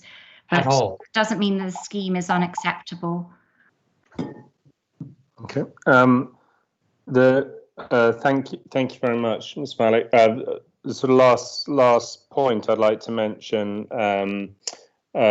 Chair, is that perhaps if we were minded to grant, we might just add an informative to remind the applicant that this can't be used for short-term lets, and that would require a separate application. Yeah, okay. That sounds reasonable. Also, any other questions? Are you done, Councillor Bennett, or you have? I'm done. Okay. Any other questions? I have a question. Do you think with this application, am I correct in understanding this application will tidy up the whole process? Because I mean, it seems like they have multiple of applications, multiple of even some are granted, some are not. But it will this particular application, will this kind of make it a little bit neater, a little bit tighter, a little bit where you can see where everything is? Because I think with the commotion of all the multiple applications, you don't know what to catch and when to catch it. Certainly, Councillor, and that is why we do welcome this coming forward, and we hope it will resolve issues on site and also put an end to the neighbours' misery of not knowing quite what's going on next door. I'm sorry, they have abused the planning process by achieving in this application what they could not achieve in individual ones previously. It is unfair and unjust. Okay, thank you. And the neighbours are not happy. Noted. Thank you very much. Thank you. Can I ask if there are any other? Sorry, did you finish? I'm not sure. Were you finished? Hey. Okay. Any other questions from councillors? Yes, no. Can we, if we want, Mr. Taylor, if we, can we add, if we want to add a condition, can we do that, or before we vote, or we vote on it and then we add a condition of, could you guide me, please? Can I just add, you asked if I had something to add. They are not building the 5th floor balconies. Oh, go on. Oh, sorry, I can't hear. Don't worry, I'll start again. Okay. The most important thing to do first of all there is to have a discussion amongst yourselves as to what condition you might be considering necessary. Yeah. I think you need to have that discussion before you go any further. In terms of an informative, then certainly you can, of course, put an informative on reminding the applicant of the rules relating to short lets. Okay. but that's a separate thing. But if you're thinking of a condition, I haven't actually heard discussion of a condition yet. So I think you need to have that discussion. Well, it was mentioned. I think it was mentioned a couple of times. But can I don't know if I sum up, and my understanding is with this application, it will be a lot neater and a lot and a lot concise and easier to control and manage for the council and for officers. Is everybody else along the same lines? Sorry, I just need to add it. Maybe easier for the officers, the neighbors. You've got to think of the neighbors, and they're not building this 4th and 5th floor. They're building something else. This is a new application. Thank you. Councillors, do you have any comments, any remarks? How do you feel about this? Chair.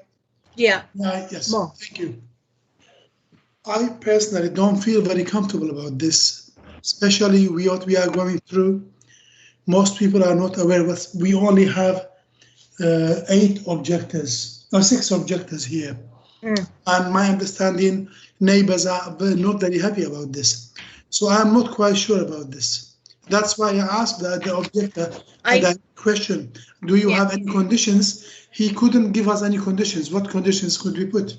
But I mean, do you have? You say you have 6 objectors. Is that you have 6 objectors? I mean, are you saying there's many objectors based on what? Based on conversations you had with No. No, listening to the objector.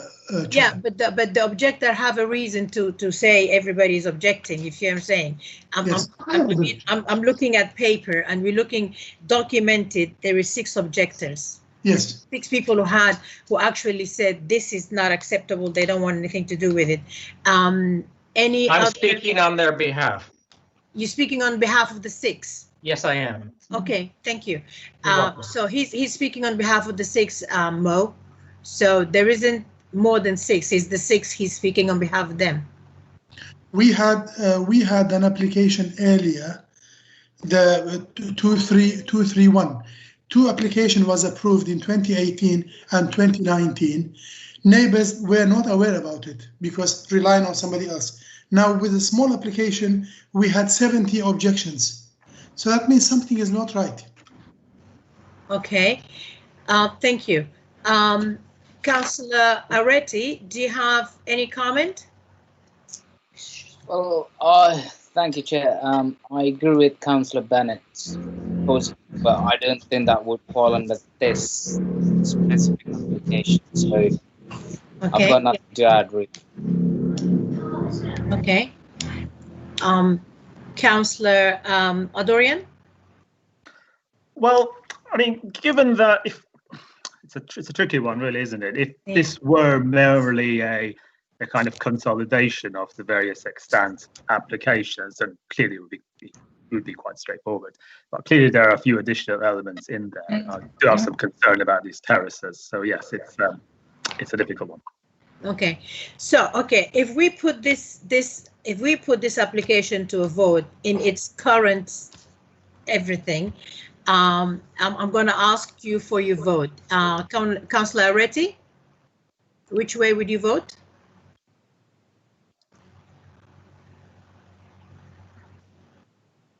Arian? Sorry, I wasn't. I would follow the recommendation and be in favour. Okay. Councillor Bakhtiar, which way would you vote? I am against, Chair. Okay. Councillor Dorian? Against the application, Chair. Okay. Councillor Bennett? I think on balance, Chair, I think the most contentious elements have already been granted planning, and on that basis, and bearing in mind the benefits of consolidating the application, the importance of consistency in decision making, I would support the recommendation to grant. Okay, I will also support the recommendation to grant based on following Tom's comment, and also because I think with all the having just one application that kind of consolidate everything is very important. Makes it very easy to manage, control, and if you wanna later on punish someone on something, you have something solid in front of you. So on this, do we want to? Sorry, I'm gonna come back to you, Mr. Taylor. So shall we? This is passed. Do we need to add an amendment to? Can we? Councillor Dorian, I think, needs to. Dorian, yeah. Sorry. Oh, did I miss you out, Hamish? No, no, you didn't. No. I didn't. I asked everyone. I haven't missed anyone. Oh, sorry, my mistake. No. We have three for, and 2 against. Am I correct? Yes. If I confirm, Chairman, yes. Everybody has voted. Yes. And I've got a vote of 3 to 2 in favour of the recommendation. Yeah. That's in favour of the recommendation, but including the short, less informative. Yes. And do we need to make a? No, you don't need to do anything else. The informative added. Okay. That's simply part of the decision that you've just taken. Okay, all right, thank you very much. Thank you, and now we can move on to the next application, and it's 41 Radnor Walk. Yes, thank you, Chairman. We're back on Radnor Walk, and it's Fiona Ray speaking. Hi. So Planning Commission is sought in this application, as described on the front sheet, to render the front facade for some new windows, a new first floor glazed extension, and some alterations to the front light well, including a metal grille. Importantly, the air conditioning units that were proposed originally in the front light well and on the roof have been removed from the application and are no longer proposed. So just turning to the ground floor plans, you can see in the front light well here that a black painted metal grille is to be set within the base of the light well. There's also alterations proposed to the gate in that area. You can see on the first floor plan the extension that's proposed. Apologies, some edits to the slides haven't been made. I'm going to switch to the second floor plan. Please disregard that previous one. So on the second floor plan, you can see the proposed infill extension set between the existing closet wing and the neighbour. And I'll show you that on elevation shortly. But just turning firstly to the roof plan, you can see that no air conditioning is now proposed, which was some of the objections were raising concerns with that in the original submission. So on the front elevation, we see the changes to the windows, window replacement, a new gate inserted, and this front elevation of the property, would be rendered. And I've got some photographs coming up. In terms of the rear elevation, this is the first floor extension here, set between the existing light well and the side boundary. It's lightweight in appearance and has a small terrace beyond. And this shows a section through the site showing predominantly that rear infill extension and also the metal grille in the light well to the front. This is another section through sort of the back of part of the site. So as if you were taking a slice through the new first floor infill, and you can see that's the main change to the rear. For context, here's some pictures of the application property. You can see on the top that the existing building is kind of exposed brick at present, and they want to render it in the same way that you've got the stucco on either side. This is photos on the bottom half of the light well that will have a new grille covering and a new gate inserted into these black painted metal railings. The air conditioning, as I said, is no longer proposed. This is the images to the rear of the site. So this is particularly on the left of your screen in this location. That's exactly where the new infill extension is proposed, next to the extension on the neighbour and the existing closet wing. And just some contextual photos to show you the rear of these properties and other extensions that exist. Officers are recommending approval, and that concludes my presentation. Thank you. Thank you. We don't have any speakers, do we, for this one? Yeah, okay. No speakers. No speakers. Okay. Councillors, do you have any questions to Mrs. Ray?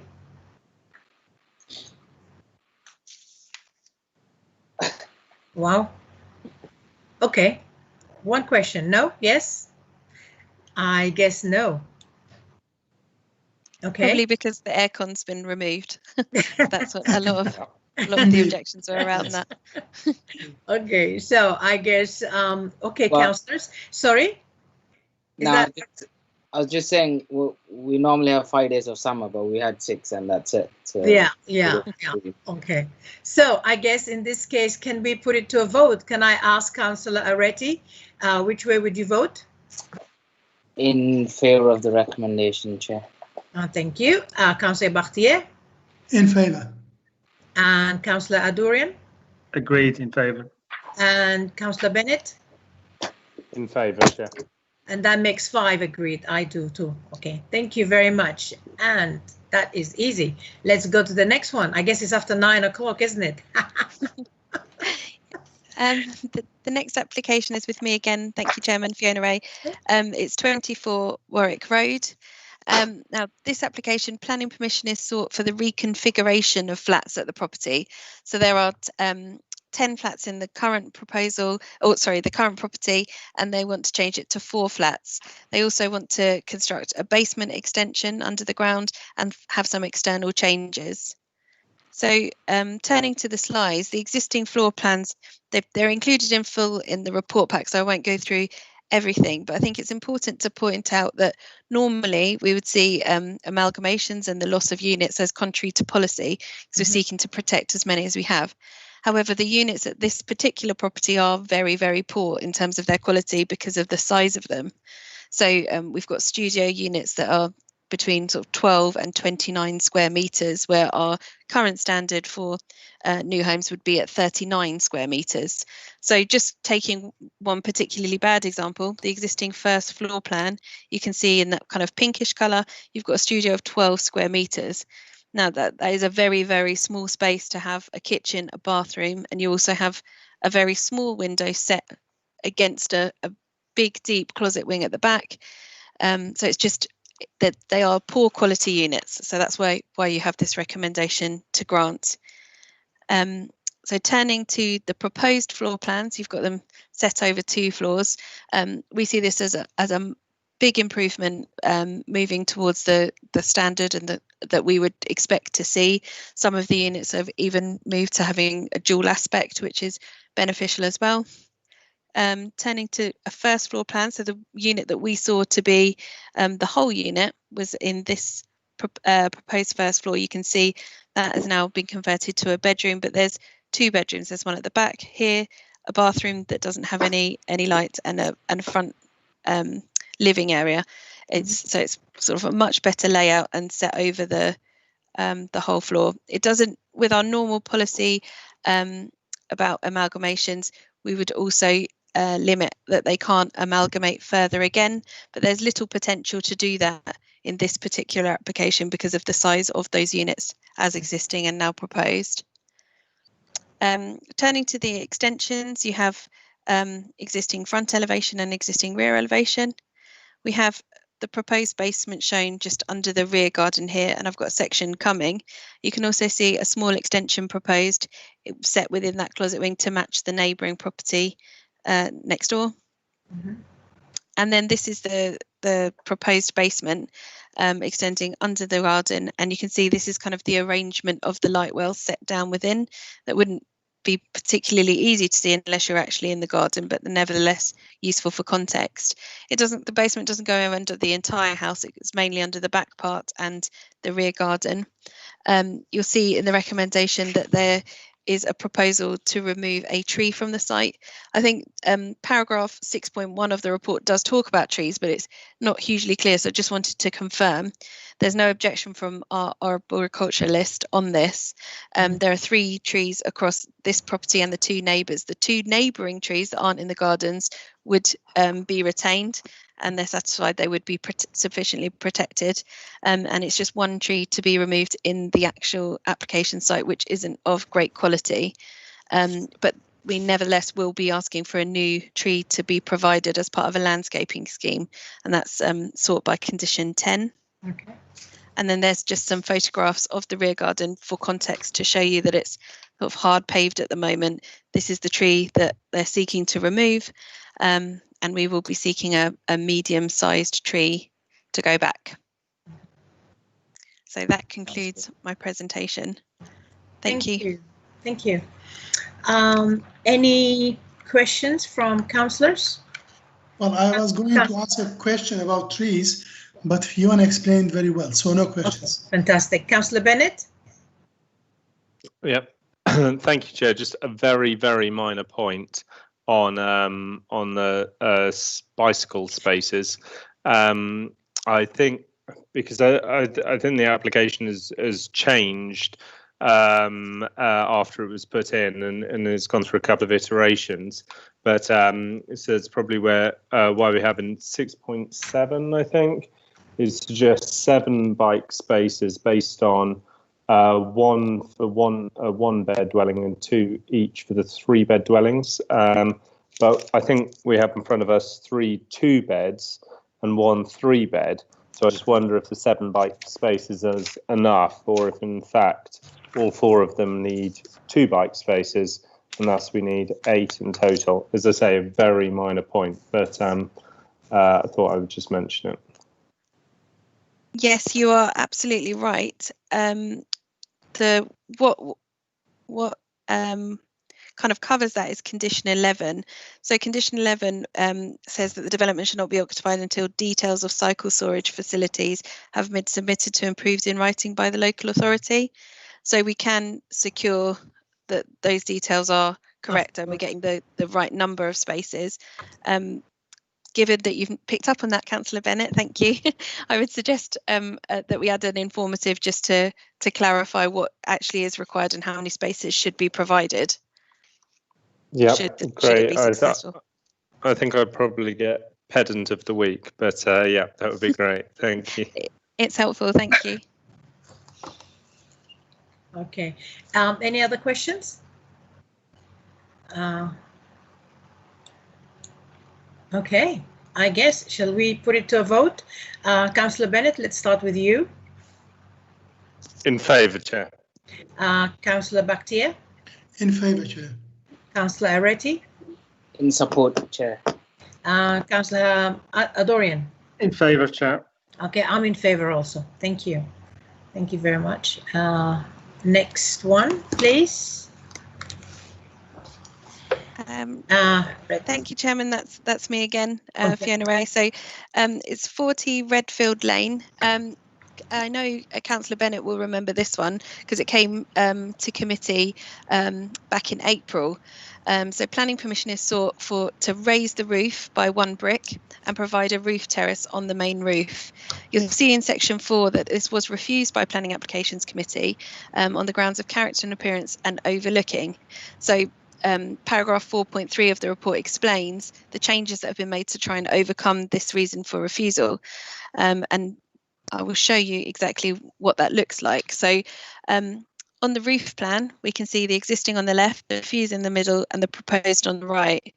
And importantly, the roof terrace has now been set in from all boundaries to be more like the one next door that is already in existence, rather than go right up to the edge of the roof.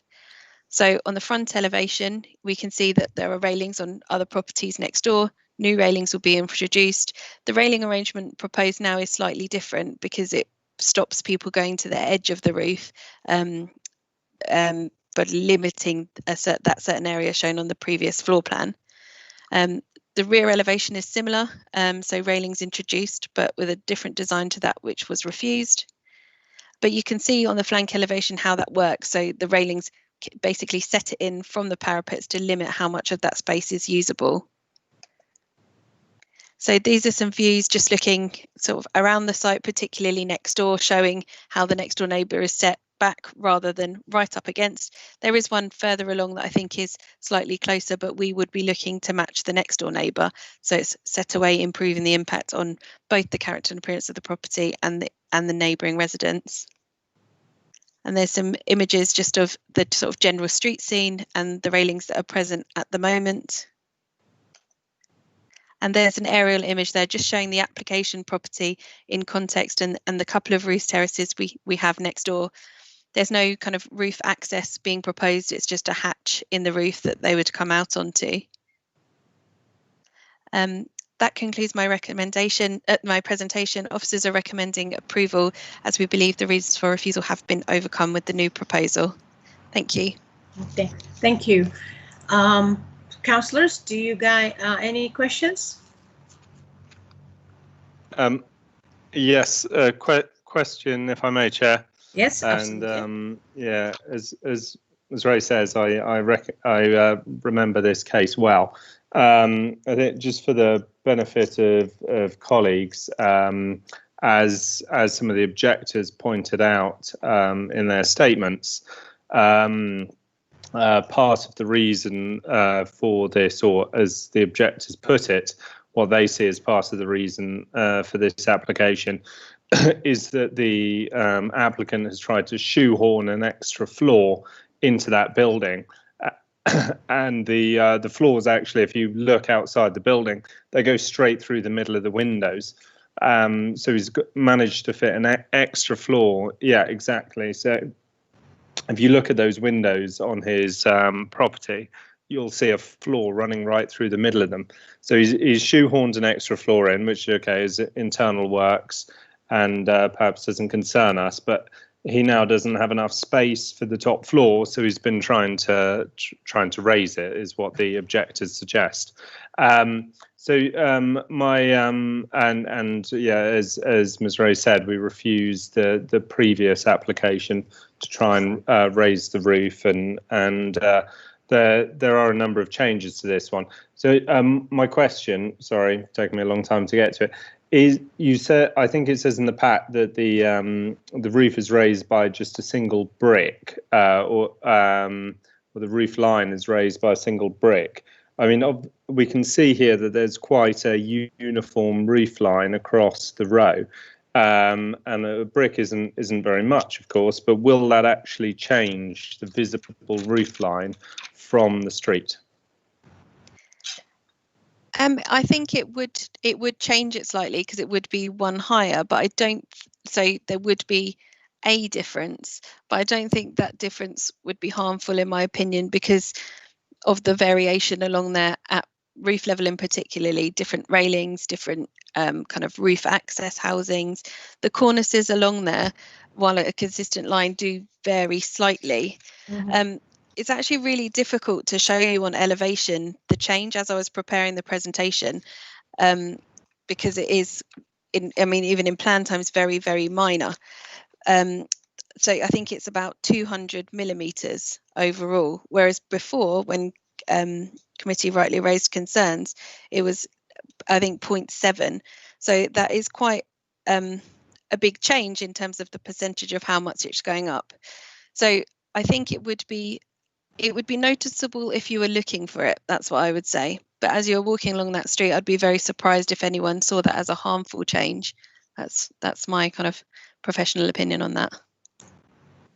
Yeah, no, point very much taken there. I suppose it's difficult to say when maintaining the roof line how much is too much, and one argument that one could make is that you have to. The only way you can draw the line is by saying any change is too much. But no, point absolutely taken. Second question is in terms of overlooking. I know the concern around this property is because it's at the end of the row, is the sort of brick wall we're looking at in the slide in front of us. that it is a bit unique compared to the other properties because it has that view into the garden and the property, directly sort of beneath it. And I noticed now it is set back by a metre. Have we done any a study or have we taken a view on whether, with the 1 metre removed, it will still have views overlooking into the garden of the property next door to it? We haven't done any studies, but I mean, in terms of the assessment, it would be much more difficult to gain a view.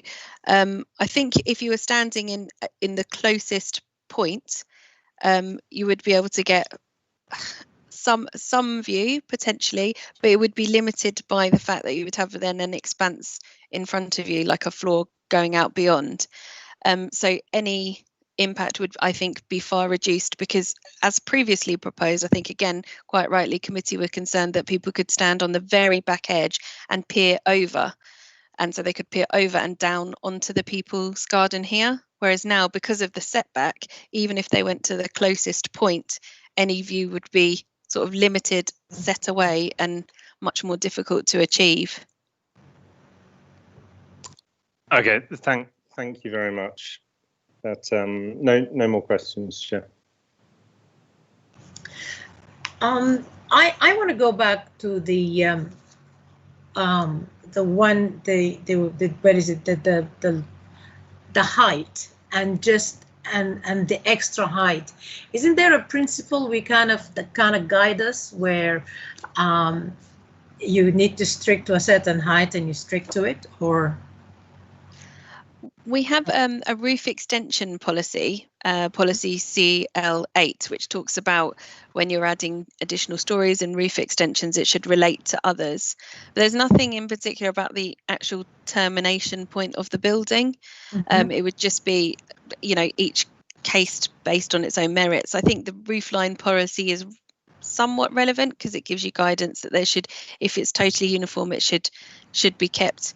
But with this, it's such a minor change. I don't see it as an extension which would be harmful. I mean, members may take a different view than me, but there's enough variation on the front of these properties. I mean, we can see the window heights are slightly different, the cornices are slightly different. You've got kind of ancillary things at roof level. There is enough change across them that I don't think that would be the thing you notice within the street scene myself, as you enjoy that particular road.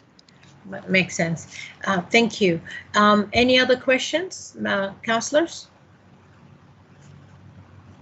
No? Okay, are we ready to put it to a vote? Councillor Dorian?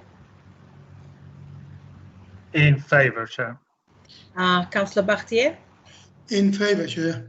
And Councillor Retty? In favour, Chair. And Councillor Bennett? Yes, with great reservations, also in favour, Chair. Yeah, I think I'll join you there. Reservation, but in favour. Thank you. Thank you. That concludes this one. Next, going north, is it? Yes, that's right. Yeah. This is Cheryl Severus. I'm the North Area Team Leader. Yeah. And I'll be presenting the final 2 items on tonight's agenda. Okay.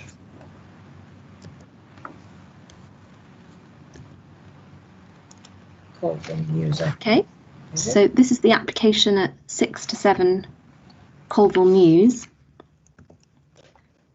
The proposals seek planning permission for front elevational alterations as well as roof alterations as part of an upgrade of the existing vacant office space in the building. You can see the application site here outlined in red. It relates to an existing building at some point in the past, 2 separate Mews properties, but now 1.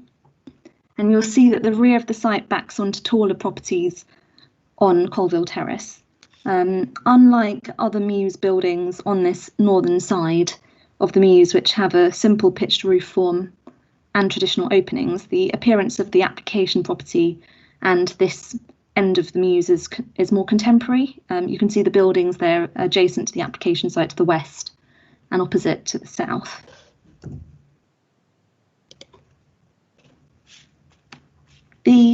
existing building is 2 stories with a pitched roof. It's constructed of brick painted white. It's got an irregular window pattern, which doesn't help with the usability of the internal area. You can see there are 2 large showroom windows and a slit window at ground floor level, and 4 sets of smaller windows with slim openings at the first floor level. So the proposals before you tonight seek to overhaul the front facade with 2 large square display windows and 1 smaller window at ground floor level, and a similar first floor fenestration. This would help give the appearance of 2 buildings with a uniform appearance. Proposals also include additional roof lights that would be installed on the front roof slope, but the reason I've put a ring in red on the proposed front elevation drawing is because the proposed roof lights are not as what you can see here on this visual, but I will show you in the next slide what they would look like. So looking there at the top row, the proposed front roof slope would feature 6 roof lights rather than 4 as existing. And then looking at the bottom half of the slide, which shows the rear elevation, the existing rear roof of the building has obscure glazing. That's what you can see in the panels to the rear. And those are obscure glazed openings with a restricted opening mechanism. And as proposed, on the right, you can see that the rear roof would be removed and replaced with a slate roof with 2 obscure glazed openings, also with a restricted opening mechanism. And then this side of the roof plan shows you what that arrangement would look like. And finally, I'll show you the section drawing. You can see that the existing asymmetric rear roof profile would be maintained. So in summary, these proposals are considered to preserve the character and appearance of Colville Conservation Area and would have an acceptable impact on neighbouring living conditions. And that's the end of the presentation. Thank you.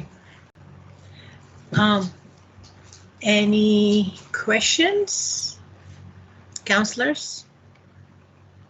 Go on, jump on, somebody. Yep. Tom, okay. Councillor Bennett, go ahead. I was just looking at the building on Street View, and sort of what would make it in keeping with the other streets on the row. And I think broadly the application does improve on what's currently there. I noticed the current building is rather patriotic in its paint choices, and all the others are white. But I think I'm right in saying we can't specify for paint colour for the colour of the building, can we? I'll just take you back to the slide, because you're right that in that aerial view you can see the flag painted on the building.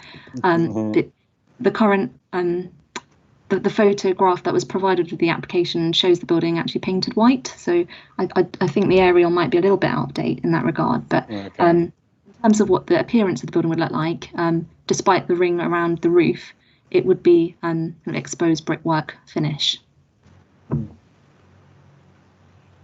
Okay, and just because all the others on the row I think are white, but they can paint it. Actually, no, there's some further down which are exposed brickwork. Apologies. Yeah, no, the appearance seems absolutely fine. Thank you. Oh, thank you. Any other questions? No. Okay, shall we put it to a vote? I'm going to come to you first, Tom. Which way would you vote? In favour, Chair. Okay, thank you. Councillor Retty? In favour, Chair, thank you. Councillor Dorian? In favour, Chair. And Councillor Bakhtiar? In favour. Okay, and I'm in favour also. Thank you. that concludes this application. The next is that, Pembridge Mews. Yes, so this is the final item on the agenda before you tonight. Okay, so the proposals here are for the installation of a single air conditioning unit with an acoustic enclosure to the rear of 10 Pembridge Place. On the left-hand side, you'll see a location plan, and I've marked in a red cross the approximate location of where that unit would be located adjacent to the boundary with 9 Pembridge Mews.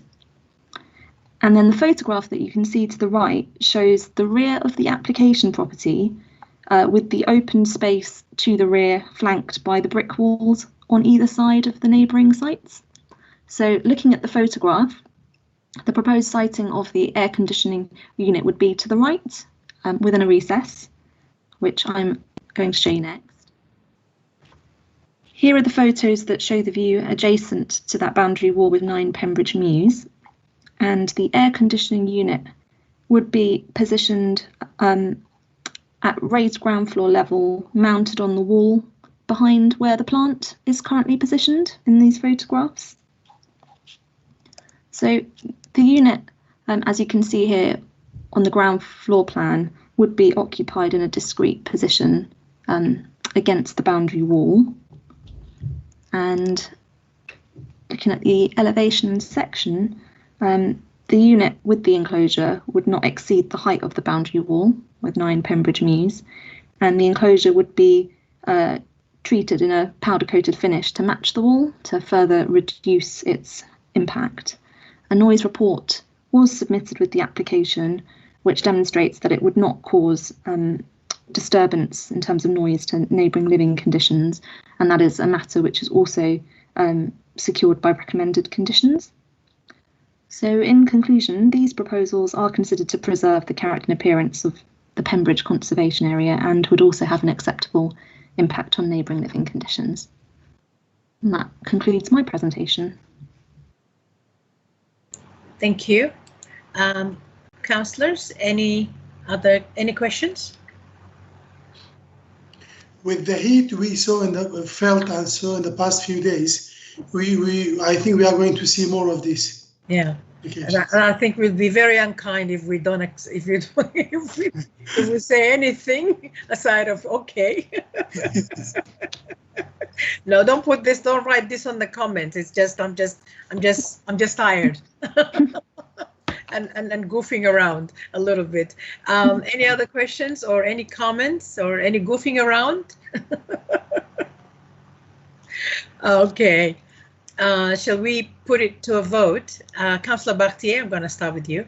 In favour. In favour. Councillor Areti? Following Councillor Bartier's in favour. Of course. Councillor Bennett? In favour, Chair. And Councillor Dorian? Likewise in favour, Chair. And I'm also in favour. Thank you. Thank you so much. Thank you. And thank you to all my fellow councillors and to the officers. Thank you so much for everyone, and even speakers. We don't have anyone. I think we lost them all. They're all gone. And thanks. Have a lovely evening, everyone. And I guess that concludes this one. Yeah, until maybe September now. Yes.